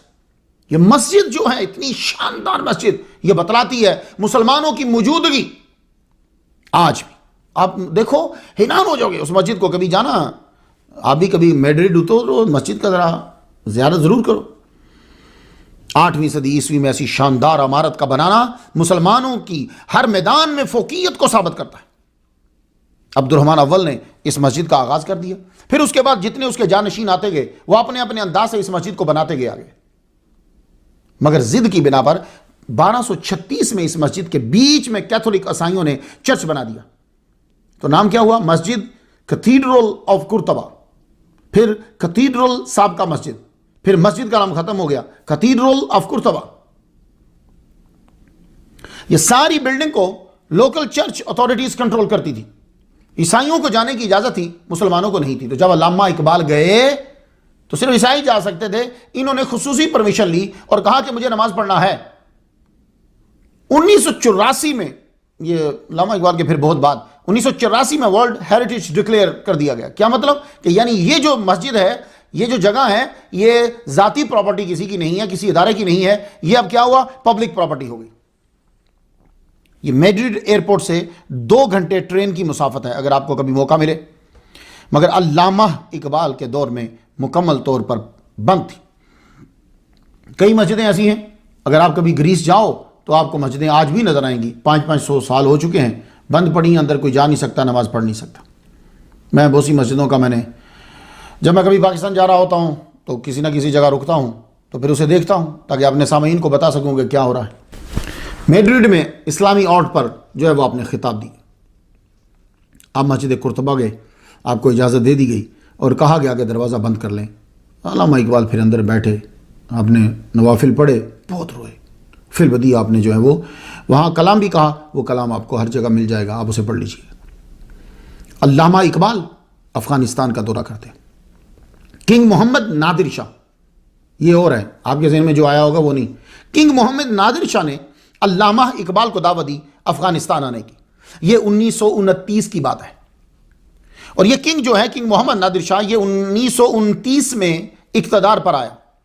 1931 میں اس نے یونیورسٹی بنائی۔ بڑی بات ہے کہ افغانستان میں یونیورسٹی اس دور میں بنا، اور آپ کو لیکچر کی دعوت دی گئی، آپ تشریف لے گئے، تقریباً 1 سال بعد تشریف لے کر گئے۔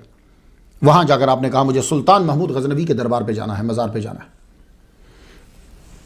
یہ اس لیے میں نے بیان کیا ہے کہ آج کے ڈاکٹرز، فلاسفرز، انجینئرز جو ذرا عامہ کر گئے ہیں اور اس کے بعد کمانے لگ گئے ہیں اور پیسے ملنے لگ گئے ہیں، اور وہ تصوف کو اور اولیاء کو فرسودہ اور باطل اور شرک کہنے لگ گئے ہیں، ان کے لیے مثال۔ علامہ اقبال سے بڑے تو نہیں ہوئے نا آپ؟ جی، تو علامہ اقبال نے کہا کہ مجھے سلطان محمود غزنوی کی قبر پہ جانا ہے۔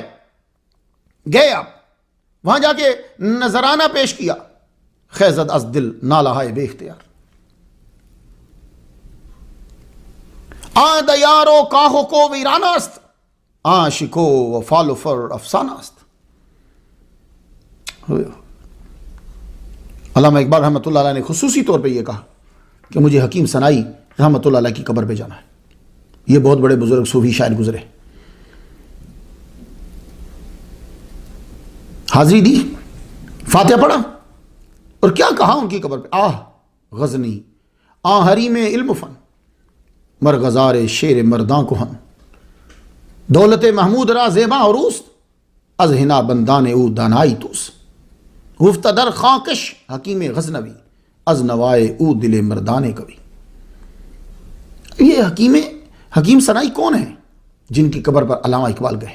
مختصر میں بتا دوں آپ کو، یہ وہ پہلے شاعر ہیں کہ جنہوں نے تصوف کو شاعری کی شکل میں ڈھالا، سب سے پہلے مکمل طور پہ۔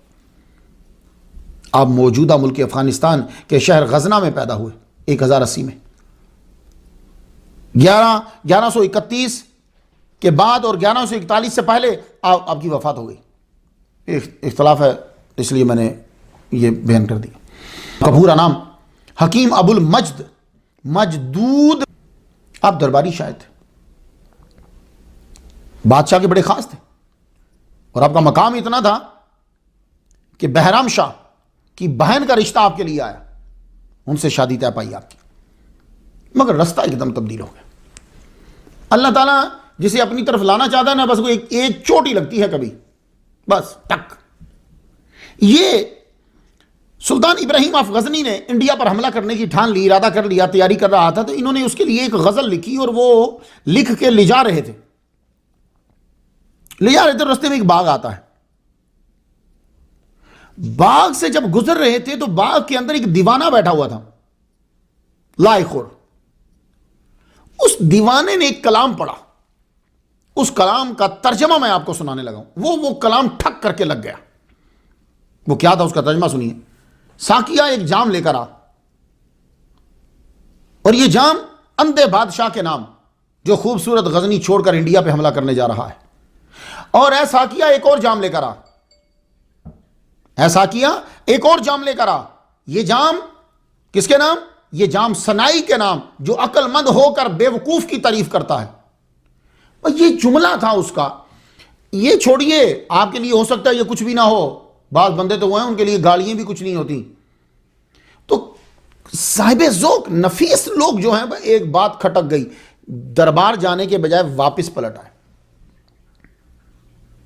شہزادہ اس کی چھوڑ دیا، رشتہ کا انکار کر دیا، دربار کی نوکری سے استعفیٰ دے دیا، اس دور کے مشہور صوفی حضرت شیخ یوسف حمدانی رحمۃ اللہ علیہ کی خانقاہ میں چلے گئے، سب کچھ چھوڑ دی، اور ان کے ساتھ پھر وہاں سے مکہ اور مدینہ کی راہ لی آپ نے، اور ایسی صوفیانہ شاعری کہہ دی آپ نے کہ خود لکھ کر چلے گئے کہ میرے جیسی شاعری مجھ سے پہلے کسی نے نہیں کی۔ تصوفانہ رنگ میں، اور پھر ایسی شاعری کی کہ مولانا روم نے ان کو شاعری اور مثنوی میں اپنا پیشوا تسلیم کیا اور اس کا اظہار بھی کر دیا۔ عطار روح بود و ثنائی دو چشمے ہو، عطار فرید الدین عطار روح ہے اور ثنائی اس کی دو آنکھیں، یہ حکیم ثنائی۔ معاذ پہ ثنائی و عطار آمدیم، میں جو ہوں وہ ثنائی اور فرید الدین عطار رحمہ اللہ کے بعد آیا ہوں۔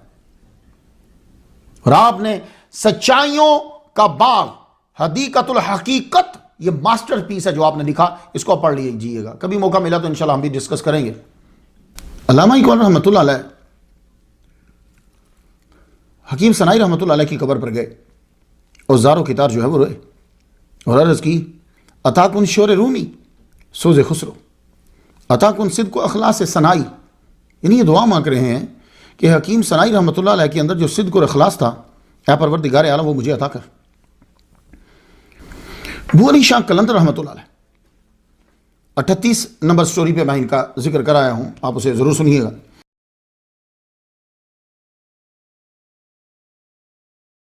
میں اس لیے نمبر بیان کر دیتا ہوں کہ کچھ لوگ نئے ہیں تو انہیں معلوم ہو جائے کہ کون سا ٹاپک کس سٹوری کے اوپر ہے۔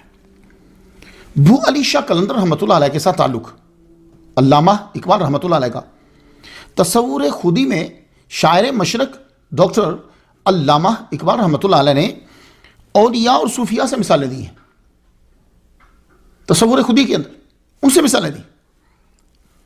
یعنی خودی کیا ہے، یہ ایک بہت ٹاپک ہے، بول چکے ہیں اور آپ بھی سن لیا ہوگا۔ میرا ٹاپک ذرا تصوف خودی یہ ہے کہ ایک فقیر بادشاہ کو لکھتا ہے، ایک فقیر بادشاہ کو لکھتا ہے، باز گیر این عاملے بد گوہرے ورنہ بخشم ملک تو دیگرے۔ یہ مثال دی آپ نے۔ ہوا کیا تھا، میرے والد گرامی طالب حسین شاہ رحمۃ اللہ علیہ، ان سے میں نے سنا تھا واقعہ۔ ابو علی شاہ قلندر رحمۃ اللہ علیہ کے ظاہری دور کے اندر آپ کا ایک مرید جو ہے وہ رستے میں بیٹھا ہوا اپنے حال میں مگن ہے۔ بادشاہ کی سواری گزر رہی تھی تو سپاہی نے کہا، ہٹو، بادشاہ آ رہے ہیں، راستہ صاف کرو۔ کہنے لگا، ہم نے تو آج تک سنا ہے کہ بادشاہ تو صرف ابو علی شاہ قلندر ہے، اس کے علاوہ اور کون بادشاہ ہے؟ اس نے مار کے ہٹا دیا۔ تو وہ مرید سیدھا ابو علی شاہ قلندر رحمۃ اللہ علیہ کے دربار پہ پہنچا، آپ کے پاس آیا تو آگے کہنے لگا، پیر جی ہم تو یہ سمجھتے ہیں کہ بادشاہ آپ ہیں، یہ اور کون بادشاہ ہے کہ جس کے سپاہی نے ہمیں مارا ہے؟ تو اس وقت پھر آپ نے لکھا، باس گیر این عاملے بد گوہرے ورنہ بخش ملک تو دیگرے۔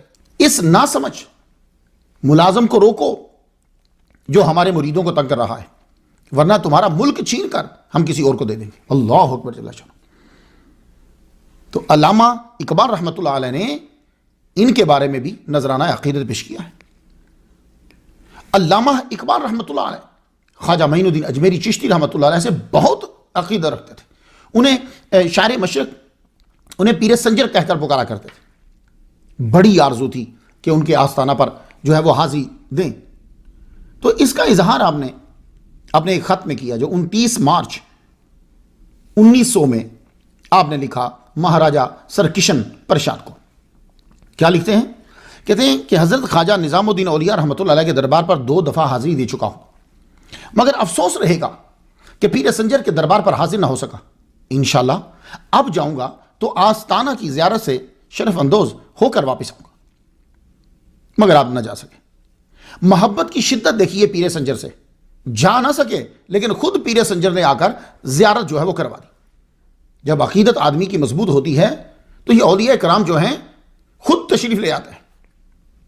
اب واقعہ کا راوی جو ہے وہ میاں علی بخش ہے، جو ان کا خاص مرید، یہ 1960 میں ان کا انتقال ہوا ہے۔ پھر اس کے بعد اب اگر ایک واقعہ کو بہت سے جدید سکہ اسکالرز بیان کر دیں بعد میں آنے والے تو وہ واقعہ مضبوط ہو جاتا ہے۔ اب جانتے ہو کہ اس واقعے کو بیان کرنے والے کون ہیں؟ باقی مولانا عبدالستار خان نیازی، میں نے ان کی زیارت کی ہے۔ الحمرہ حال نمبر 1 لاہور میں انہوں نے اپنی تقریر کے دوران یہ واقعہ سنایا۔ علامہ اقبال کے بیٹے چیف جسٹس جاوید اقبال، انہوں نے ٹی وی پر بھی یہ واقعہ سنایا، اور تصدیق زبردست اس وقت ہو گئی کہ جب میں نے خود سنا آج کے دور کے سچے عاشق مصطفیٰ کہ جن کے الفاظ سے بھی ظاہر ہوتا ہے اور جن کے چہرے سے بھی ظاہر ہوتا ہے، سچے عاشق مصطفیٰ، امیر المجاہدین، شیخ الاسلام والمسلمین، شیخ فی الاسلام اور شیخ الاسلام دونوں ہیں، شیخ الاسلام والمسلمین، علامہ شیخ الحدیث خادم حسین رضوی مدث اللہ علی، یہ ہستی علامہ اقبال کی کلام کی حافظ ہے، حافظ ہیں، انہوں نے بھی اپنے خطاب میں سنا ہے۔ تو میں آپ کو راوی بتا دیے کہ یعنی اتنے لوگوں نے جب بیان کر دیا تو واقعہ جو ہے وہ مضبوط ہو جاتا ہے۔ اب واقعہ سن لیجیے۔ واقعہ سنانے والا کون ہے؟ میاں علی بخش، جو پہلے راوی ہیں۔ میاں علی بخش یہ کہتے ہیں کہ ایک رات علامہ اقبال کی کیفیت جو ہے وہ ایسی محسوس ہوئی کہ اس طرح میں ہے جیسے کسی چیز کا ویٹ کر رہے ہیں، خیال کا ویٹ، الفاظ کا ویٹ کرتے تو بھی یہی ہوتی، کسی بندے کا ویٹ کر رہے ہیں جو بڑی اہم شخصیت ہے۔ آدھی رات گزر گئی تو ایک دم سے مجھے کہنے لگے چلو گیٹ پہ چلتے ہیں۔ جو ہی دروازہ کھولا تو ایک بزرگ ہستی کو دروازے کے باہر کھڑا پایا۔ علامہ اقبال کو معلوم ہو جاتا تھا کہ کون دروازے پر آیا، انہیں معلوم ہو جاتا جب پیغام آ جاتا تو آپ خود باہر آئے، بزرگ ہستی کو دیکھا، انہیں ہاتھ ان کے چھومے اور انہیں اندر لے آئے۔ اندر آ کر ان کو بٹھا دیا، پلنگ پر بٹھا دیا، پلنگ پر بٹھا خود نیچے بیٹھ گئے اور ان کے پاؤں جو ہیں وہ دابنے لگ گئے۔ پاؤں دبا رہے، عرض کرتے ہیں حضور کیا پیش کروں؟ تو وہ فرمانے لگے کہ دہی کی لسی کو دل چاہ رہا ہے۔ تو میاں علی بخش کو بلایا، خاص خادم کو بلایا کہ یہ لو یہ جگ پکڑو اور جاؤ لسی لے آؤ۔ بھائی بڑے بندوں کے پاس رہنے والے آدمی بھی کمال کے ہوتے ہیں۔ انہوں نے نہیں پوچھا، آدھی رات گزر چکی ہے، جگ لیا اور باہر نکل گئے۔ تو میاں علی بخش کہتے ہیں کہ میں نے سوچا کہ لسی یا تو بھاٹی چوک سے ملے گی یا ریلوے اسٹیشن کے پاس ملے گی، ہو سکتا ہے کہ کوئی آدمی جاگ رہا ہو۔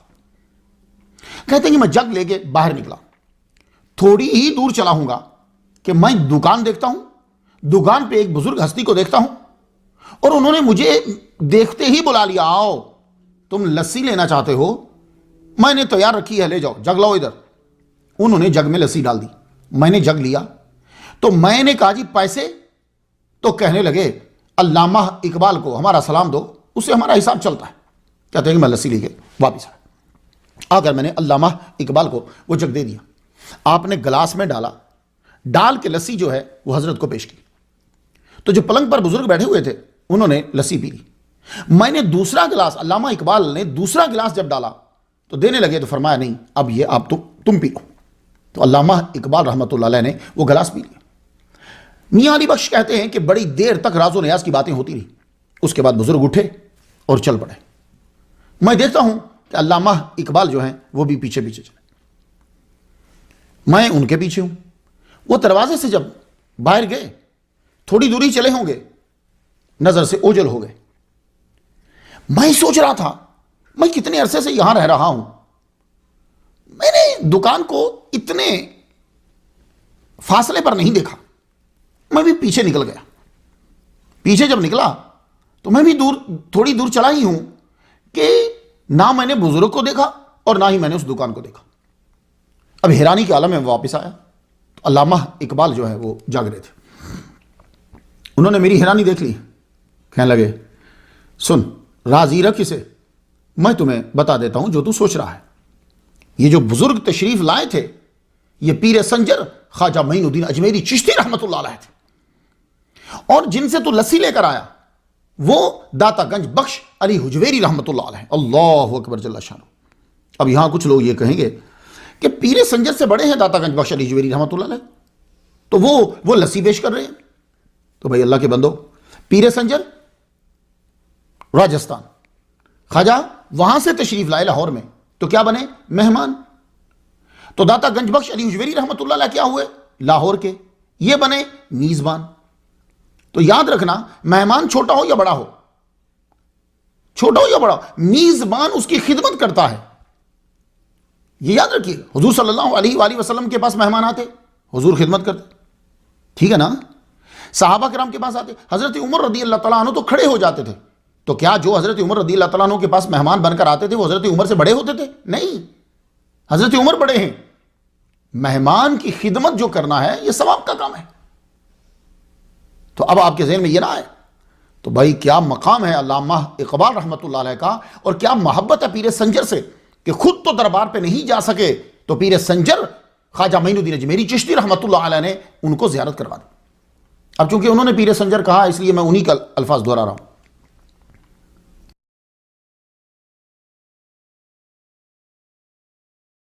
تو داتا گنج بخش علی اجمیری رحمۃ اللہ علیہ انہوں نے لسی پیش کی، اور وہی لسی علامہ اقبال رحمۃ اللہ علیہ نے بھی پی. اللہ اکبر جل شانہ. حضرت مجدد الفسانی سر ہندی رحمۃ اللہ علیہ، یہ سین کے نیچے زیر ہے، سر ہندی رحمۃ اللہ علیہ، ان سے تو بہت عقیدت تھی آپ کو. علامہ اقبال مرشد کی اہمیت کو جانتے تھے. مرشد محمد دین فوق کو انٹرویو دیتے ہوئے فرمایا، آپ نے یہ رسالہ طریقت میں شائع ہوا آپ کا انٹرویو، فرمایا پیر و مرشد کی ضرورت ہوتی ہے کیونکہ اس کے بغیر کوئی صحیح کامل رستہ نہیں دیکھ سکتا. دل پاک نہیں تو پاک ہو سکتا نہیں انسان، ورنہ ابلیس کو بھی آتے تھے وضو کے فرائض بہت. کہ اس آدمی کا اگر دل ہی پاک نہیں تو روز وضو کرنے سے کیا فائدہ؟ یہ وضو کے فرائض کیا ہیں؟ یہ تو ابلیس کو بھی آتے ہیں. اس لیے مرشد کی ضرورت ہوتی ہے. تمنا درد دل کی ہو تو خدمت کر فقیروں کی، نہیں ملتا یہ گوہر بادشاہوں کے خزینوں میں. ایسے علامہ اقبال کو کہہ رہے ہو کہ وہ سیکولر تھے، ایسے علامہ اقبال کو کہہ رہے ہو کہ وہ تصوف سے ہٹتے تھے، کہ جن کا یہ شعر بول بول کر کہہ رہا ہے کہ وہ آدمی جھوٹ بول رہا ہے. تمنا درد دل کی ہو تو خدمت کر فقیروں کی، نہیں ملتا یہ گوہر بادشاہوں کے خزینوں میں. آپ مجدد الفسانی شیخ سر ہندی رحمۃ اللہ علیہ کے دربار پر دوبارہ حاضر ہوئے اور عرض کی، حاضر ہوا میں شیخ مجدد کی لحد پر، وہ خاک کے ہے زیر فلک مطلع انوار. اس خاک کے ذروں سے ہے شرمندہ ستارے، اس خاک میں پوشیدہ ہے وہ صاحب اسرار. تو آپ نے ان کے دربار پر حاضری دی ہے. پہلی مرتبہ آپ نے دربار پر حاضری دی اور دعا کی، اے اللہ اس ولی کا صدقہ مجھے بیٹا عطا فرما. کہتے ہیں نا قبروں پہ جانے والے مشرک ہوتے ہیں. تو علامہ اقبال دعا کی، اللہ مجھے ایک بیٹا دے. اللہ نے دعا قبول فرمائی اور بیٹا دیا. تو علامہ اقبال نے حضرت مجدد الفسانی سر ہندی رحمۃ اللہ کی قبر پر جا کر کیوں دعا کی؟ 5 اکتوبر 1924 میں جاوید اقبال پیدا ہوئے جو پاکستان کے چیف جسٹس ہوئے. پھر یہ ان کو ساتھ لے کر مجدد الفسانی رحمۃ اللہ علیہ کے روزہ پر گئے. اب ان کی زبان سے سن لیجیے. کہتے ہیں کہ میں چھوٹا سا تھا، اپنے والد گرامی کے ساتھ میں سر ہند گیا. مجھے انہوں نے قریب بٹھا لیا، پھر انہوں نے قرآن مجید کا پارا منگوایا، قرآن مجید پڑھنے لگ گئے. پڑھتے رہے اور میں سن رہا ہوں آپ کی زبان میں، آپ کی آواز میں ارتعاش پیدا ہوا، آپ کی آواز میں ارتعاش پیدا ہوا. میں نے دیکھا کہ آپ کی آنکھوں سے آنسو جاری. تو اتنے بڑے فلاسفر، ڈاکٹر، شاعر، وکیل اپنے بیٹے کو ساتھ لے کر مزار پہ جا رہے ہیں. ان کے ایمان، مرتبہ اور علم میں کوئی فرق نہیں آیا. وہ دین کو ہم سے زیادہ سمجھتے. کوئی معمولی آدمی نہیں آپ. Professor Thomas Arnold of government college Lahore اور علی گڑھ میں بھی پڑھاتے رہے، آپ تو جانتے ہو اسے. ایک دن علامہ اقبال سے کہا، تم جیسا شاگرد استاد کو محقق اور محقق کو محقق تر بنا دیتا ہے. ڈاکٹر رینالڈ نکلسن نے کہا کہ اقبال کی شاعری نے نوجوان مسلمانوں میں بیداری پیدا کر دی اور انہوں نے ہی آپ کی نظم اسرار خودی کا ترجمہ کیا. شمس العلماء ڈاکٹر عبد الرحمن نے کہا، علامہ اقبال ہمارے لیے مثل مسیحا بن کر آئے اور انہوں نے مردوں میں زندگی کی لہر دوڑا دی. مولانا عبد الماجد دریابادی نے کہا. اب مولانا عبد الماجد دریابادی کا نام وہ لوگ تو جانتے ہیں جو کتابوں کے ساتھ تعلق رکھتے ہیں، کہ وہ اتنا مشہور شاعر ہونے کے باوجود شاعر نہیں ہے بلکہ اپنے پیام سے مقام نبوت کی جانشینی کا حق ادا کر رہا ہے. مبارک ہیں وہ ہستیاں جو اقبال شناس ہیں. تو عبد الماجد دریابادی نے کہا، مبارک ہیں وہ ہستیاں جو اقبال شناس ہیں. تو مجھ سے اگر کوئی پوچھے مختار شاہ آج کے دور میں اقبال شناس ہستی کون ہے، تو میں آپ کو جواب دوں گا کہ اقبال شناس ہستی آج کے دور میں شیخ الاسلام خادم حسین رضوی ہیں. قائد اعظم محمد علی جناح بانی پاکستان نے ایک دفعہ فرمایا، اگر ایسا موقع آ جائے کہ مجھے سلطنت اور اقبال میں سے ایک کو چننے کا اختیار دیا جائے تو میں سلطنت کو نہیں چنوں گا، میں اقبال کو چنوں گا. اتنی بڑی ہستی ہیں یہ. ترکی کے مفکر ڈاکٹر عبد القادر نے کہا صرف سرزمین پاکستان کے لیے نہیں بلکہ ساتھ ہی ساتھ آزادی کے لیے کوشاں تمام مسلمانوں اور انسانوں کی خدمت کرنے والے مفکر شاعر علامہ اقبال ہیں۔ مصر کے مفکر اور اقبال کے ترجمان ڈاکٹر عبد الوہاب عزام نے یہ کہا اگر جلال الدین رومی اس زمانے میں اٹھ کر آ جائیں تو وہ کون سی شکل میں ہوں گے؟ علامہ اقبال کی شکل ہے۔ اور ایسا عظیم آدمی ہے علامہ اقبال رحمۃ اللہ علیہ۔ ترکی کے اندر آپ کی اعزازی قبر ہے، قبر نہیں اعزازی قبر ہے، یعنی وہاں انہوں نے نشان لگایا ہوا ہے۔ جرمنی میں آپ کے نام کی سٹریٹ ہے۔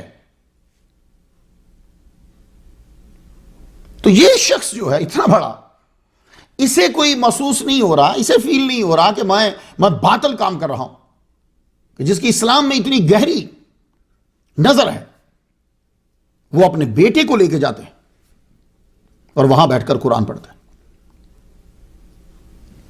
علامہ اقبال حضرت تاج الدین ناگپوری رحمۃ اللہ علیہ سے بھی بڑی عقیدت رکھتے تھے۔ ان کا تذکرہ میں 80 نمبر سٹوری پہ کر رہا ہوں، ضرور سنیے گا۔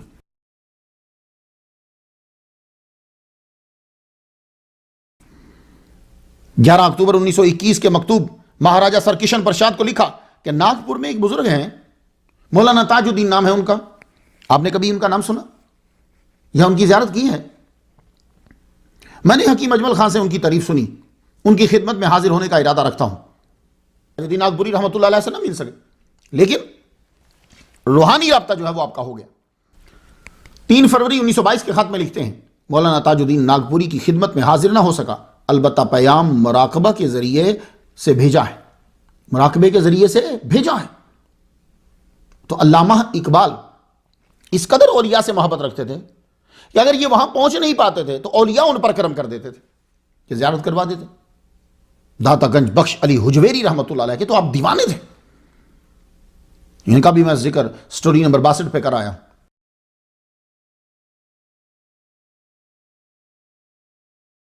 علامہ اقبال نے یوں نذرانہ عقیدت پیش کیا اور یہ وہاں آپ کے روزے پہ لکھا بھی ہوا ہے۔ سید حجویر مخدوم امم مرکد او پیر سنجر راہرم، خاک پنجاب از دم او زندہ گشت، صبح ماں از مہر او تابندہ گشت۔ سید حجویر جو قوموں کے مخدوم ہیں، ان کی قبر خواجہ معین الدین اجمیری رحمۃ اللہ علیہ کے لیے حرم کی مانند ہے۔ پنجاب کی سرزمین ان کے دم قدم سے زندہ ہو گئی، ان کے آفتاب نے ہماری صبح روشن کر دی۔ یہ عقیدت کا نذرانہ پیش کیا اور لکھا ہوا، اور آپ نے پورا تقریباً 1 سال فجر کی نماز وہاں ادا کی۔ اس کے بعد قرآن پڑھتے تھے، بھئی جب طبیعت بہت خراب ہو گئی تو پھر آپ نے چھوڑا جانا۔ یہ اولیاء سے محبت کا نتیجہ تھا کہ اللہ تعالیٰ نے آپ کو عشق مصطفیٰ عطا کیا۔ تو یہ بات یاد رکھنا، اولیاء کی محبت عشق مصطفیٰ عطا کرتی ہے، ایمان کو مضبوط کرتی ہے، انسان کو مشرک نہیں بناتی۔ علامہ اقبال نے کتنا پڑھا، یورپ سے پڑھ کر آئے، لیکن پھر بھی اولیاء کے ساتھ وابستگی ہے۔ کیوں؟ اس لیے کہ ایمان مضبوط ہوتا ہے ان کے ساتھ وابستگی سے۔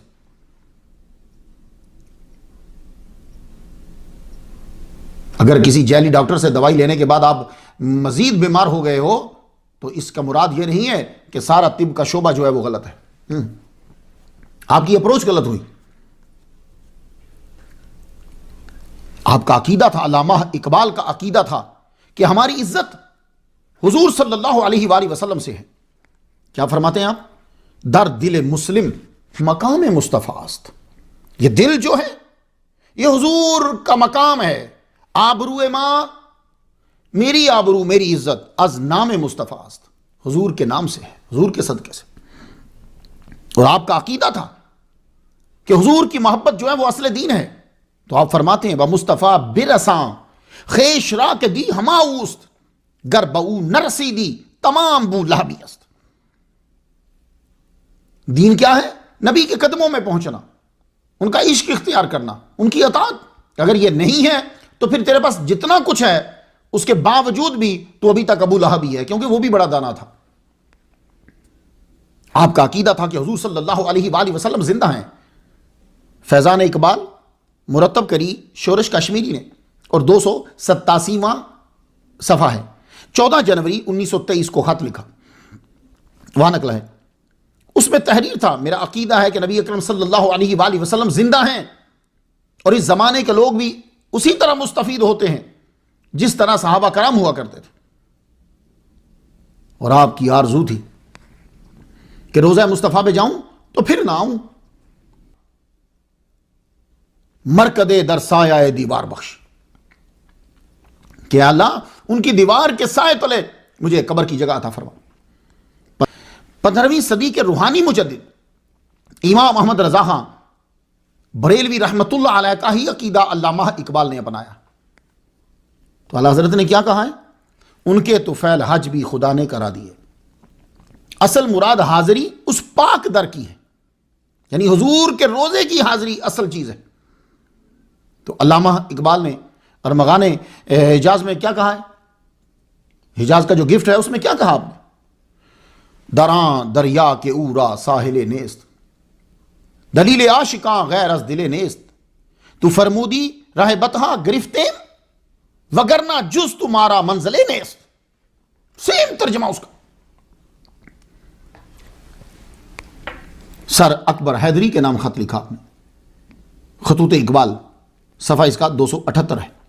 13 جون 1937 کو لکھا کہ میرا ہر بال حضور صلی اللہ علیہ وسلم کی احسان مندی کے جذبات سے لبریز ہے، ہر بال، اور میری روح بھی آپ کے نور کی طالب ہے جو صرف آپ کے مزار اقدس پر ہی ممکن ہے کہ وہاں سے میں فیض لوں.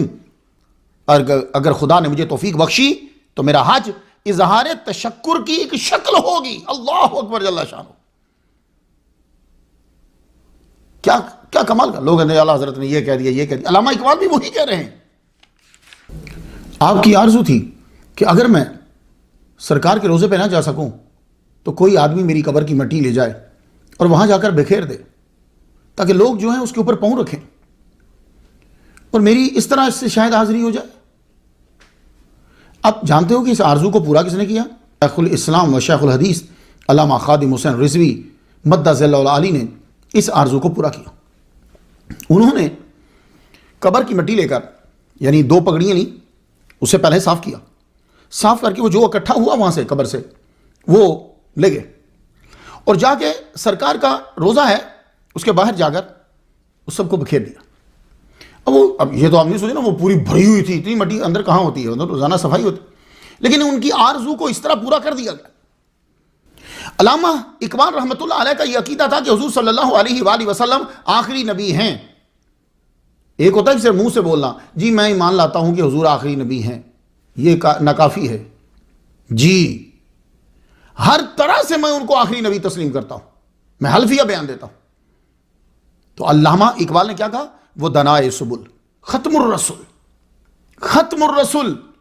تو علامہ اقبال پر یہ اعتراض نہ کیا جائے کہ وہ حضور کے بعد بھی کسی نبی پر ایمان لاتے ہیں. نا نا نا، وہ دنائے سبل ختم الرسول بعد از نبوت شد بہر مفہوم شرک. یہ ایک بالکل زبردست جملہ ہے آپ کا جس پہ سارے خدشات جو ہیں وہ ہٹ جاتے ہیں.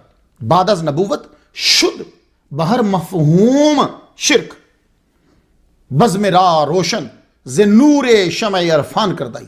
یا رسول اللہ آپ کے بعد نبوت ہر مفہوم میں شرک ہے، ذلی بروزی متی ہر مفہوم میں شرک ہے. آپ کے عرفان حق کی شمع سے بزم کائنات کو روشن فرما دیا اللہ نے، لہذا آپ کسی نبی کی ضرورت نہیں ہے. یہ ہے بات.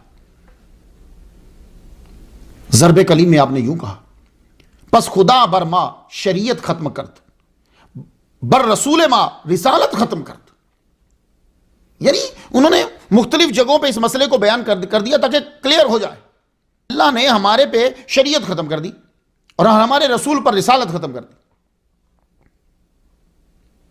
رونق ازما محفل ایام را او رسول را ختم ما اقوام را. ہمارے رسول رسولوں میں آخری اور ہم آخری قوم ہیں. اب قیامت تک محفل ایام کی رونق ہمیں سے ہے. اور اردو میں آپ نے فرمایا، نگاہ عشق و مستی میں وہی اول وہی آخر، وہی قرآن وہی فرقان وہی یاسین وہی تا. آپ حضور صلی اللہ علیہ وآلہ وسلم کی شفاعت کے قائل تھے. 1929 میں سیالکوٹ میں جلسہ کے صدارتی خطبہ میں حضور صلی اللہ علیہ وسلم کی تعریف کرتے ہوئے کہا، تماشا تو دیکھو کہ دوزخ کی آتش لگائے خدا اور بجھائے محمد. تعجب تو یہ ہے کہ فردوس اعلیٰ بنائے خدا اور بسائے محمد صلی اللہ علیہ وسلم. آپ حضور صلی اللہ علیہ وآلہ وسلم پر کثرت سے درود پڑھتے تھے، کثرت سے. چو بنام مصطفیٰ خانم درود از خجالت آب می گردد وجود.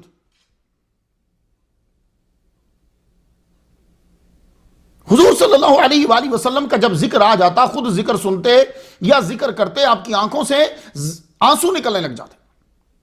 کسی نے ایک روز آپ کی محفل میں پڑھ دیا وہ نبیوں میں رحمت لقب پانے والے، بس پھر کیا تھا، آنکھوں سے آنسوں کی جھڑی لگی. ڈاکٹر فرمان فتح پوری نے صحیح کہا، علامہ اقبال کے فکر و فن کا نقطہ آغاز بھی رسالت ہے اور نقطہ ارتقاء و اتمام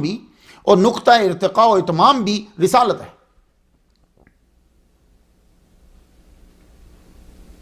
پروفیسر ڈاکٹر امانت واڈیا کالج پونا بھارت، انہوں نے کہا کہ علامہ اقبال کی شاعری دراصل رسول کریم کے اسوہ حسنہ کی آئینہ دار ہے، جو منطقیانہ، حکیمانہ، ادیبانہ اور شعری دل آویزیوں کے ساتھ نغمہ حیات بن کر زندگی کا پیغام جو ہے وہ پہنچا رہی ہے. حضور صلی اللہ علیہ وآلہ وسلم کے بارے میں آپ کا عقیدہ تھا کہ ان سے جو محبت کرتا ہے وہ محبت غم سے آزاد کر دیتی ہے.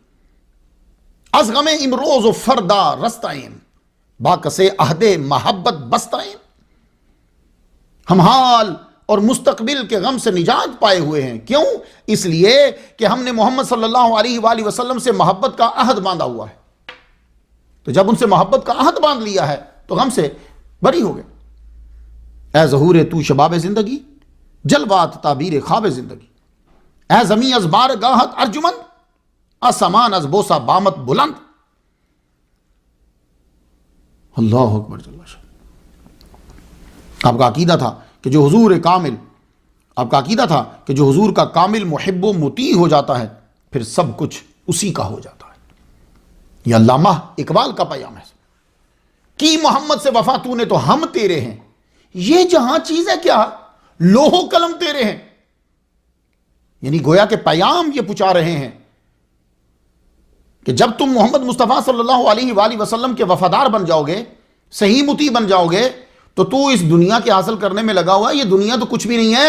ہم لوح، وہ جس کے اوپر ساری دنیا کا نظام لکھا ہوا ہے، وہ اور قلم جو اس پہ لکھتی ہے وہ تمہیں دے دیں گے. تو ہمارے نبی کا بن تو صحیح.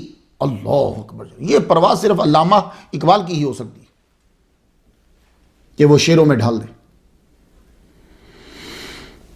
آپ کا عقیدہ تھا حضور صلی اللہ علیہ وآلہ وسلم کی سچی اور سچی اطاعت آپ کو ولی کامل بناتی ہے اور آخرت میں نجات دلاتی ہے، دین کی اصل ہے. پھر اللہ تعالیٰ کی نوازشات اس پر ہونے لگ جاتی. حضرت میاں میر رحمۃ اللہ علیہ، ان کی سٹوری میں 55 نمبر پہ بیان کرایا ہوں. آپ نے اسرار خودی کے اندر ان کا ذکر کیا ہے. آپ ان کی قبر پہ جاتے ہیں اور کیا خوبصورت نذرانہ پیش کیا ہے. سماعت کیجئے. حضرت شیخ میاں میر ولی، ہر خفی از نور جاں او جلی، بر طریق مصطفیٰ محکم پہ، نغمہ عشق و محبت رانے، تربتش ایمان خاک شہر ماں، مشعل نور ہدایت بہر ماں. حضرت میاں میر اللہ کے خاص اور برگزیدہ بندے تھے، صوفی تھے. آپ رسول اللہ صلی اللہ علیہ وسلم کی سنت پر مضبوطی سے قائم تھے. یہ ہے چیز جو میں آپ کو بتانا چاہتا ہوں کہ اولیاء کرام حضور صلی اللہ علیہ وسلم کے تابع فرمان ہوتے ہیں. اور وہی علامہ اقبال نے کہا کہ یہ حضرت میاں میر کو جو مرتبہ ملا ہے، آپ حضور صلی اللہ علیہ وسلم کی سنت پر مضبوطی سے قائم تھے. آپ بانسری کی مثال تھے جس سے عشق و محبت کے نغمے جو ہیں وہ نکلتے. آپ کا مزار ہمارے شہر کی خاک کے لیے ایمان کا سرمایہ ہے اور ہمارے لیے نور ہدایت کی شمع ہے. تو علامہ اقبال یہ کہہ رہے ہیں کہ ولیوں کی قبریں جو ہیں، مزار جو ہے، وہ ہمارے ایمان کی مضبوطی کا ایک ذریعہ ہے. پی ایچ ڈی جس نے کی ہے، جو لندن جا کے پڑھاتا رہا ہے، وہ بندہ کہہ رہا ہے کہ یہ مزارات شرک کے گڑھ نہیں ہیں، ایمان کا سرمایہ ہے، ہمارے لیے نور ہدایت کی شمع ہے. آپ کے کلام نے قوم کو ترقی کے طریقے بتائے، مردہ جسم میں روح پھونکی. اس لیے دوسرے لوگوں نے پھر کیا کیا، اب جو سوچا کہ یار ان کے تو کلام میں بڑی پاور ہے، کہیں نوجوان ان کے کلام کو پڑھنے نہ لگ جائیں. انہوں نے پھر واقعات مشہور کر دیے، ایسے گندے گندے واقعات مشہور کیے، حالانکہ ان کی کوئی سچائی نہیں ہے. تو آپ یہ نہ سمجھا کرو کہ ڈاکٹر جھوٹ نہیں بول سکتا، رائٹر جھوٹ نہیں بول سکتا. نو، سب چلتا ہے. جب وہ کسی سسٹم کا پیروکار ہوگا، اللہ رسول کا نہیں ہوگا، تو وہ سب کچھ چلا دے گا. تو علامہ اقبال کو بدنام کرنے کے لیے کیونکہ جب آپ کسی آدمی کے بارے میں آپ برا سوچتے ہو تو پھر اس کی چیزوں کو کہاں پڑھو گے، اور لوگ کامیاب ہو گئے، آپ نے نہ پڑھا۔ لیکن آج کے دور کے اندر خدا بھلا کرے، لمبی زندگی دے، شیخ الاسلام خادم حسین رضوی مدث اللہ العلی، وہ اس کو پھر زندہ کر رہے ہیں لوگوں کے دلوں کے اندر، نوجوانوں کے دلوں کے اندر۔ دین کیا ہے؟ ہر آدمی سوال کرتا ہے، تقریریں کرتا ہے، دین کیا ہے؟ علامہ اقبال سے پوچھو کہ دین کیا ہے؟ دین سراپا سوختن اندر طلب، انتہاش عشق و آغازش ادب۔ دین اس چیز کا نام ہے کہ اللہ کی جستجو میں تیرا اندر جلے، اس کی جستجو میں تیرا اندر جلے، تڑپے تو خود کو پرسوز بنائے۔ دین کی انتہا عشق ہے اور آغاز اس کا ادب ہے۔ دونوں ہی ہم میں نہیں ہیں اور ہم مسلمان ہیں۔ نہ ادب ہمارے اندر رہا، نہ عشق ہمارے اندر رہا۔ پھول کی آبرو اس کے رنگ اور خوشبو کی وجہ سے، تو انسان کی آبرو ادب کی وجہ سے۔ تو اگر ادب نہیں ہے، وہ بے ادب ہے، تو پھر ادب ایسے ہے جیسے بے رنگ و بو اور بے آبرو ہوتا ہے۔ نوجوان راچو بینم بے ادب، روز من تاریک می گردد جو شب۔ جب کسی نوجوان کو میں بے ادب دیکھتا ہوں تو میرا دن جو ہے وہ رات کی طرح تاریک ہو جاتا ہے۔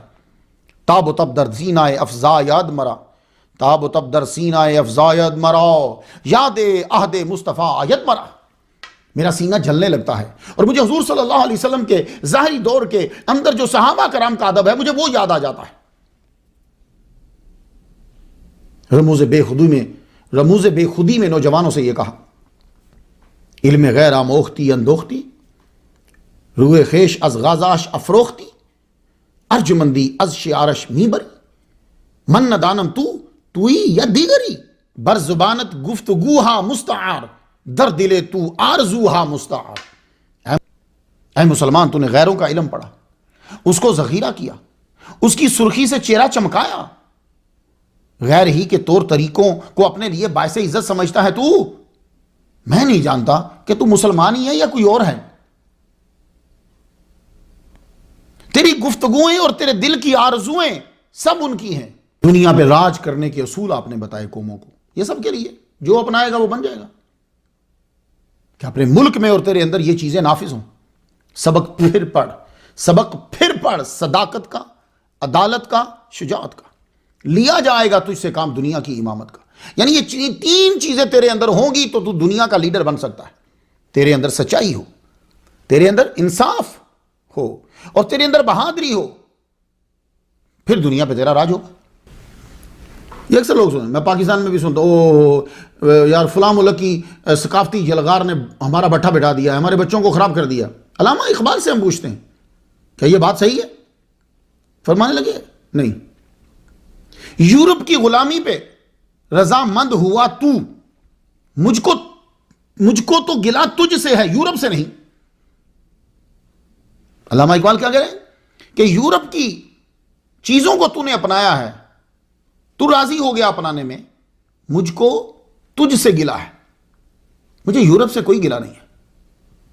کیا مطلب؟ یعنی دوسرے لوگوں کو اگر تم پر اثر ہو رہا ہے، ان کی ثقافت تم پر آ رہی ہے، تو مجھے ان سے گلا نہیں، تجھ سے گلا، تو نے کیوں اپنایا؟ جب وہ اپنی چیز کو نہیں چھوڑ رہے تو کیوں چھیڑ رہا؟ فرماتے ہیں کہ نیت صحیح ہو تو نیک کام بھی فائدہ دیتا ہے، نیت صحیح نہ ہو تو نیک کام فائدہ نہیں دیتا۔ آپ فرماتے ہیں اللہ سے کرے دور تو تعلیم بھی فتنہ، املاک بھی، اولاد بھی، جاگیر بھی فتنہ، نہ حق کے لیے اٹھے تو شمشیر بھی فتنہ، شمشیر ہی کیا، نعرہ تکبیر بھی فتنہ۔ تو جس میں نیت ٹھیک نہیں ہے، تم اللہ کے لیے کام نہیں کر رہے، تمہیں اللہ کی طرف وہ چیز نہیں لا رہی، تو وہ فتنہ ہے، آزمائش۔ انما اموالکم واولادکم فتنہ، وہی یہ جملہ بڑا زبردست ہے کہ شمشیر ہی کیا، نعرہ تکبیر بھی فتنہ ہے، پھر کیونکہ تیری نیت ٹھیک نہیں ہے۔ اصل اسلام کیا ہے؟ تو آپ فرماتے ہیں خیرت نے کہہ بھی دیا لا الہ، تو کیا ہے اصل؟ دل و نگاہ مسلمان نہیں تو کچھ بھی نہیں۔ لا الہ الا اللہ، لا الہ الا اللہ، لا الہ الا اللہ پڑھ رہا ہے، تیری نگاہ بھی مسلمان نہیں ہے، ہر بری چیز کو دیکھ رہا ہے، تیرا دل بھی مسلمان نہیں ہے، ہر بری چیز کی آرزو کر رہا ہے، ہر بری چیز سوچ رہا ہے، تو فائدہ؟ عمل سے زندگی بنتی ہے، جنت بھی جہنم بھی۔ یہ خاکی اپنی فطرت میں نہ نوری ہے نہ ناری ہے، عمل کر، عمل کرنے کے بعد پتہ چلتا ہے یہ جنتی ہے کہ جہنمی ہے۔ یعنی صرف کلمہ پڑھنا ہی کافی نہیں، عمل کرنا بھی ضروری. فرماتے ہیں حسن کردار سے نور مجسم ہو جا. اپنا کردار اتنا ہائی سٹینڈرڈ کا کر لے, تیرا کریکٹر اتنا پاکیزہ اور اعلیٰ ہو جائے کہ ابلیس بھی تجھے دیکھے تو مسلمان ہو جائے, کہ شیطان بھی تیرے کردار کو دیکھ کر کلمہ پڑھ لے. ایسا ہائی ہونا چاہیے کردار. تیری خودی میں اگر انقلاب ہو پیدا, عجب نہیں ہے کہ یہ 4 سو بدل جائے. تیری دعا ہے کہ ہو تیری آرزو پوری, میری دعا ہے تیری آرزو بدل جائے. کیا آرزویں مانگ رہا ہے؟ میں تو یہ دعا کہتا ہوں کہ تیری آرزو ہی بدل جائے. تو جو چیزیں مانگ رہا ہے وہ نہیں, جو مانگنی ہے وہ مانگ. یوں تو سید بھی ہو, مرزا بھی ہو, افغان بھی ہو, تم سبھی کچھ ہو, بتاؤ تو مسلمان بھی ہو. ذاتیں تمہاری ٹھیک ہیں, پر یہ بتاؤ کہ جو چیز اصل تھی وہ ہو تم, وہ نہیں ہو. آپ نے اللہ سے یہ دعا مانگی تھی, یا اللہ میرا کلام عام کر دے, جوانوں کو میری آہ سحر دے, پھر ان شاہین بچوں کو بالوں پر دے. خدایا آرزو میری یہی ہے, میرا نور بصیرت عام کر دے. انشاءاللہ عام ہوگا, ضرور ہوگا.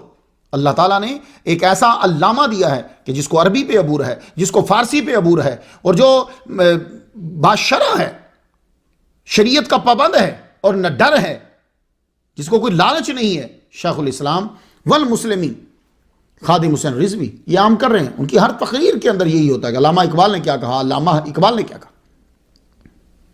علامہ اقبال کو قرآن سے محبت تھی, بچپن سے محبت تھی, اور فجر کے بعد پڑھتے تھے. کیوں؟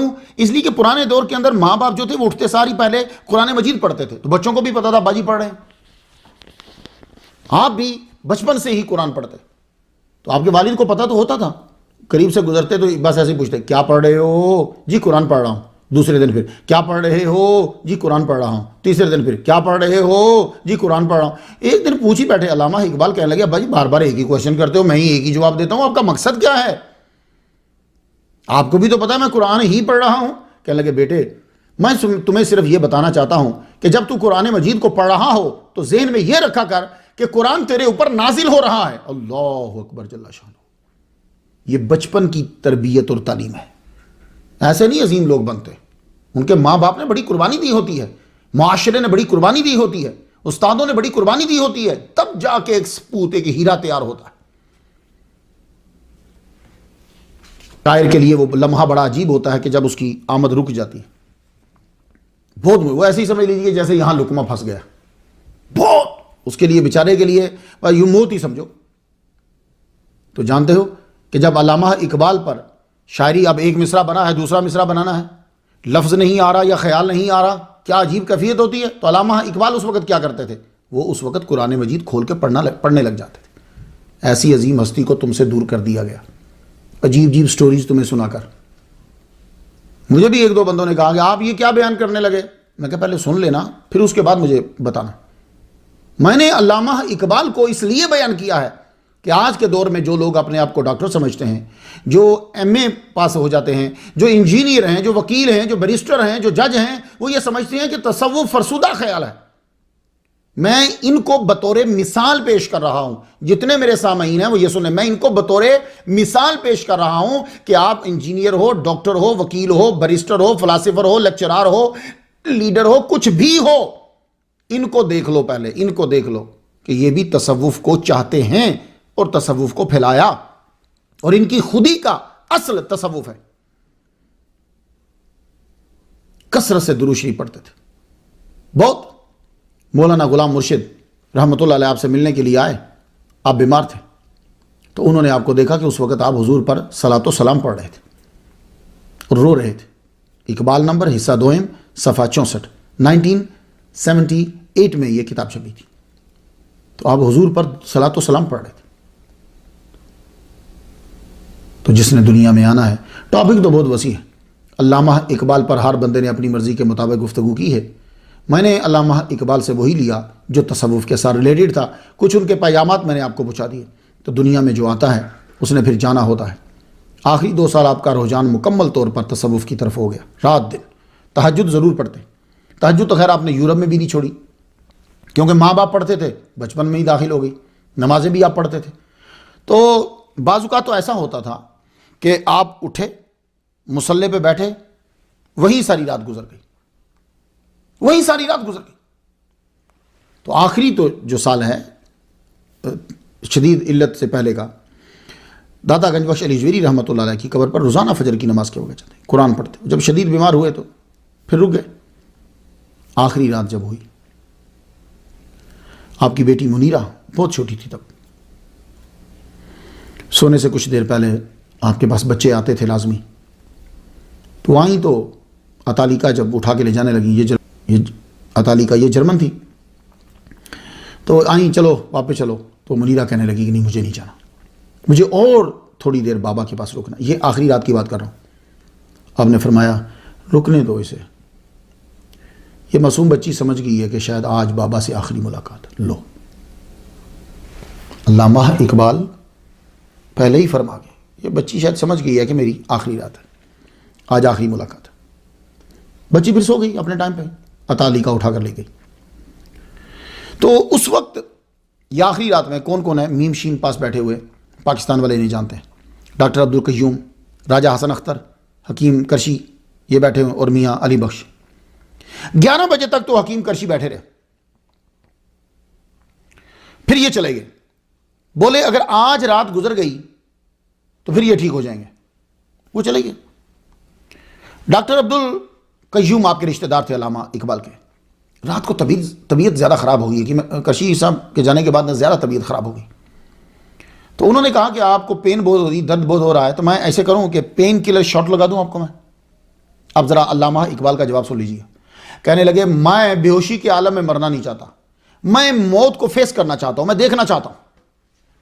آپ کی طبیعت زیادہ بگڑ گئی۔ راجہ حسن کو بولا کہ جاؤ حکیم کرشی کو بلا کے لے آؤ، کیونکہ علامہ اقبال جو تھے وہ حکیم کی دوائی کو پسند کرتے تھے، کہتے تھے یہ طبیعت کو دیکھ کے بنائی جاتی ہے۔ راجہ اختر بولے اب وہ سو گئے ہوں گے، رات زیادہ ہو گئی ہے، کون جا کے انہیں اٹھائے۔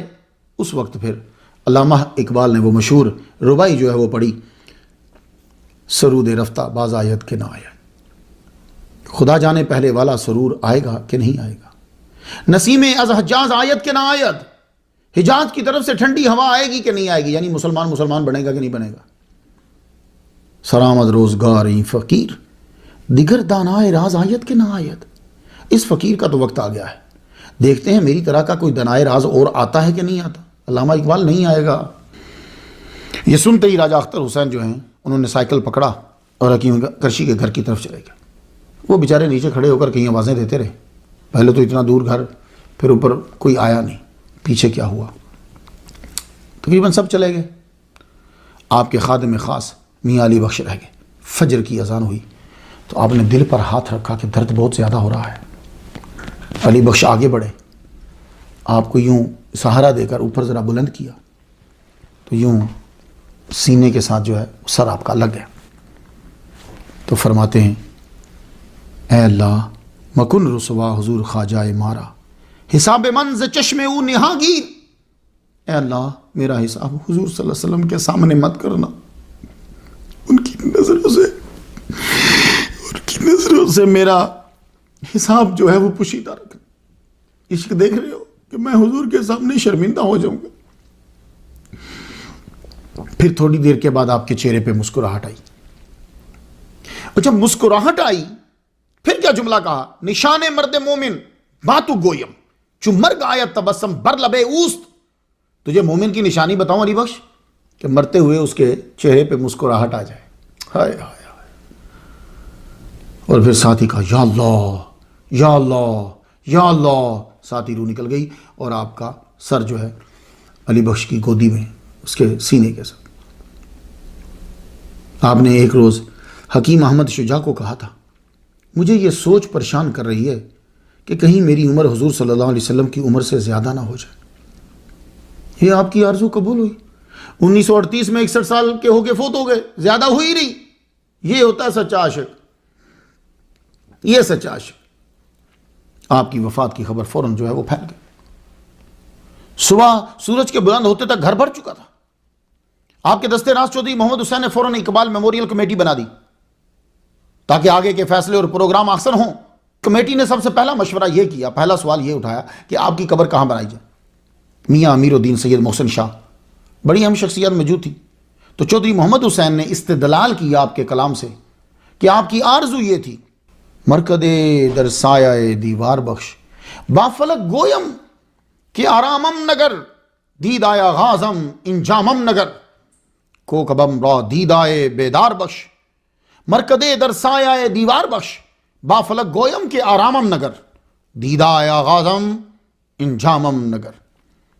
آپ کی آرزو تو تھی کہ میں مدینہ میں مروں، اور میری جب قبر بن جائے تو میں پھر آسمان سے کہوں، اے آسمان دیکھ دیکھ دیکھ، اے آسمان دیکھ، تو نے میرا آغاز تو دیکھا، میرا انجام دیکھ، میں نبی کے قدموں میں ہوں۔ تو یہ مرکد در سایہ دیوار بخش، ان کے اس سے استدلال کیا کہ ان کا مرکد مسجد کی دیوار کے سائے کے نیچے ہونا چاہیے، کہ بادشاہی مسجد جو ہے اس کی جو دیوار ہے اس کے سائے تلے قبر بنا دی جائے۔ اس وقت وزیر اعلیٰ کون تھے؟ سکندر حیات، وہ کلکتہ قائد اعظم کے ساتھ میٹنگ میں تھے، مسلم لیگ کا اجلاس تھا وہاں، پاکستان ابھی نہیں بنا، تو تار بھیجا کہ ہم چاہتے ہیں کہ شاہی مسجد کے نیچے جو ہے سائے تلے ان کی قبر بنا دی جائے۔ تو انہوں نے کہا بھائی یہ جگہ ٹھیک نہیں ہے۔ تو وزیر اعلیٰ نے کہہ دیا کہ جگہ ٹھیک نہیں ہے، ایک تاریخی جگہ ہے، اس میں تبدیلی نہیں ہو سکتی، تم اس طرح کرو کہ نیلا گنبد اور مسجد کے درمیان باہر جو ہے وہ وہاں دفنا دو۔ آپ کبھی گئے ہوں، وہ مسجد ہے، کنگ ایڈورڈ کالج ہے وہ میڈیکل، تو وہ بیچ میں ایک جگہ ہے، وہاں دفنا دو۔ تو کمیٹی کے ممبران نے وزیر اعلیٰ کا حکم ماننے سے انکار کر دیا، کہا نہیں ہم وہاں نہیں دفنائیں گے، دفنانا ہے تو یہی۔ پھر پتہ نہیں کیا ذہن میں آیا کہ فوراً یہ اس وقت، یہ پاکستان بننے سے 9 سال پہلے کی بات ہے، گورنر اس وقت انگریز تھا، کیونکہ پاکستان بنا نہیں ہے، گورنر تھا انگریز، یہ گورنر کے پاس چلے گئے، گورنر نے اجازت دے دی کہ تم یہاں قبر بنا سکتے ہو۔ جنازے کو پھر لمبے بانس باندھے گئے، کیونکہ اتنی دنیا آ گئی تھی، ہر چاہتا تھا کہ میں کندھا دوں، تو اب 4 پائے تو ہوں تو بندے تو ایک ہی بندہ پھر پکڑتا ہے نا، تو جب بانس باندھ دیا جاتا ہے پھر زیادہ بندے پکڑ سکتے ہیں۔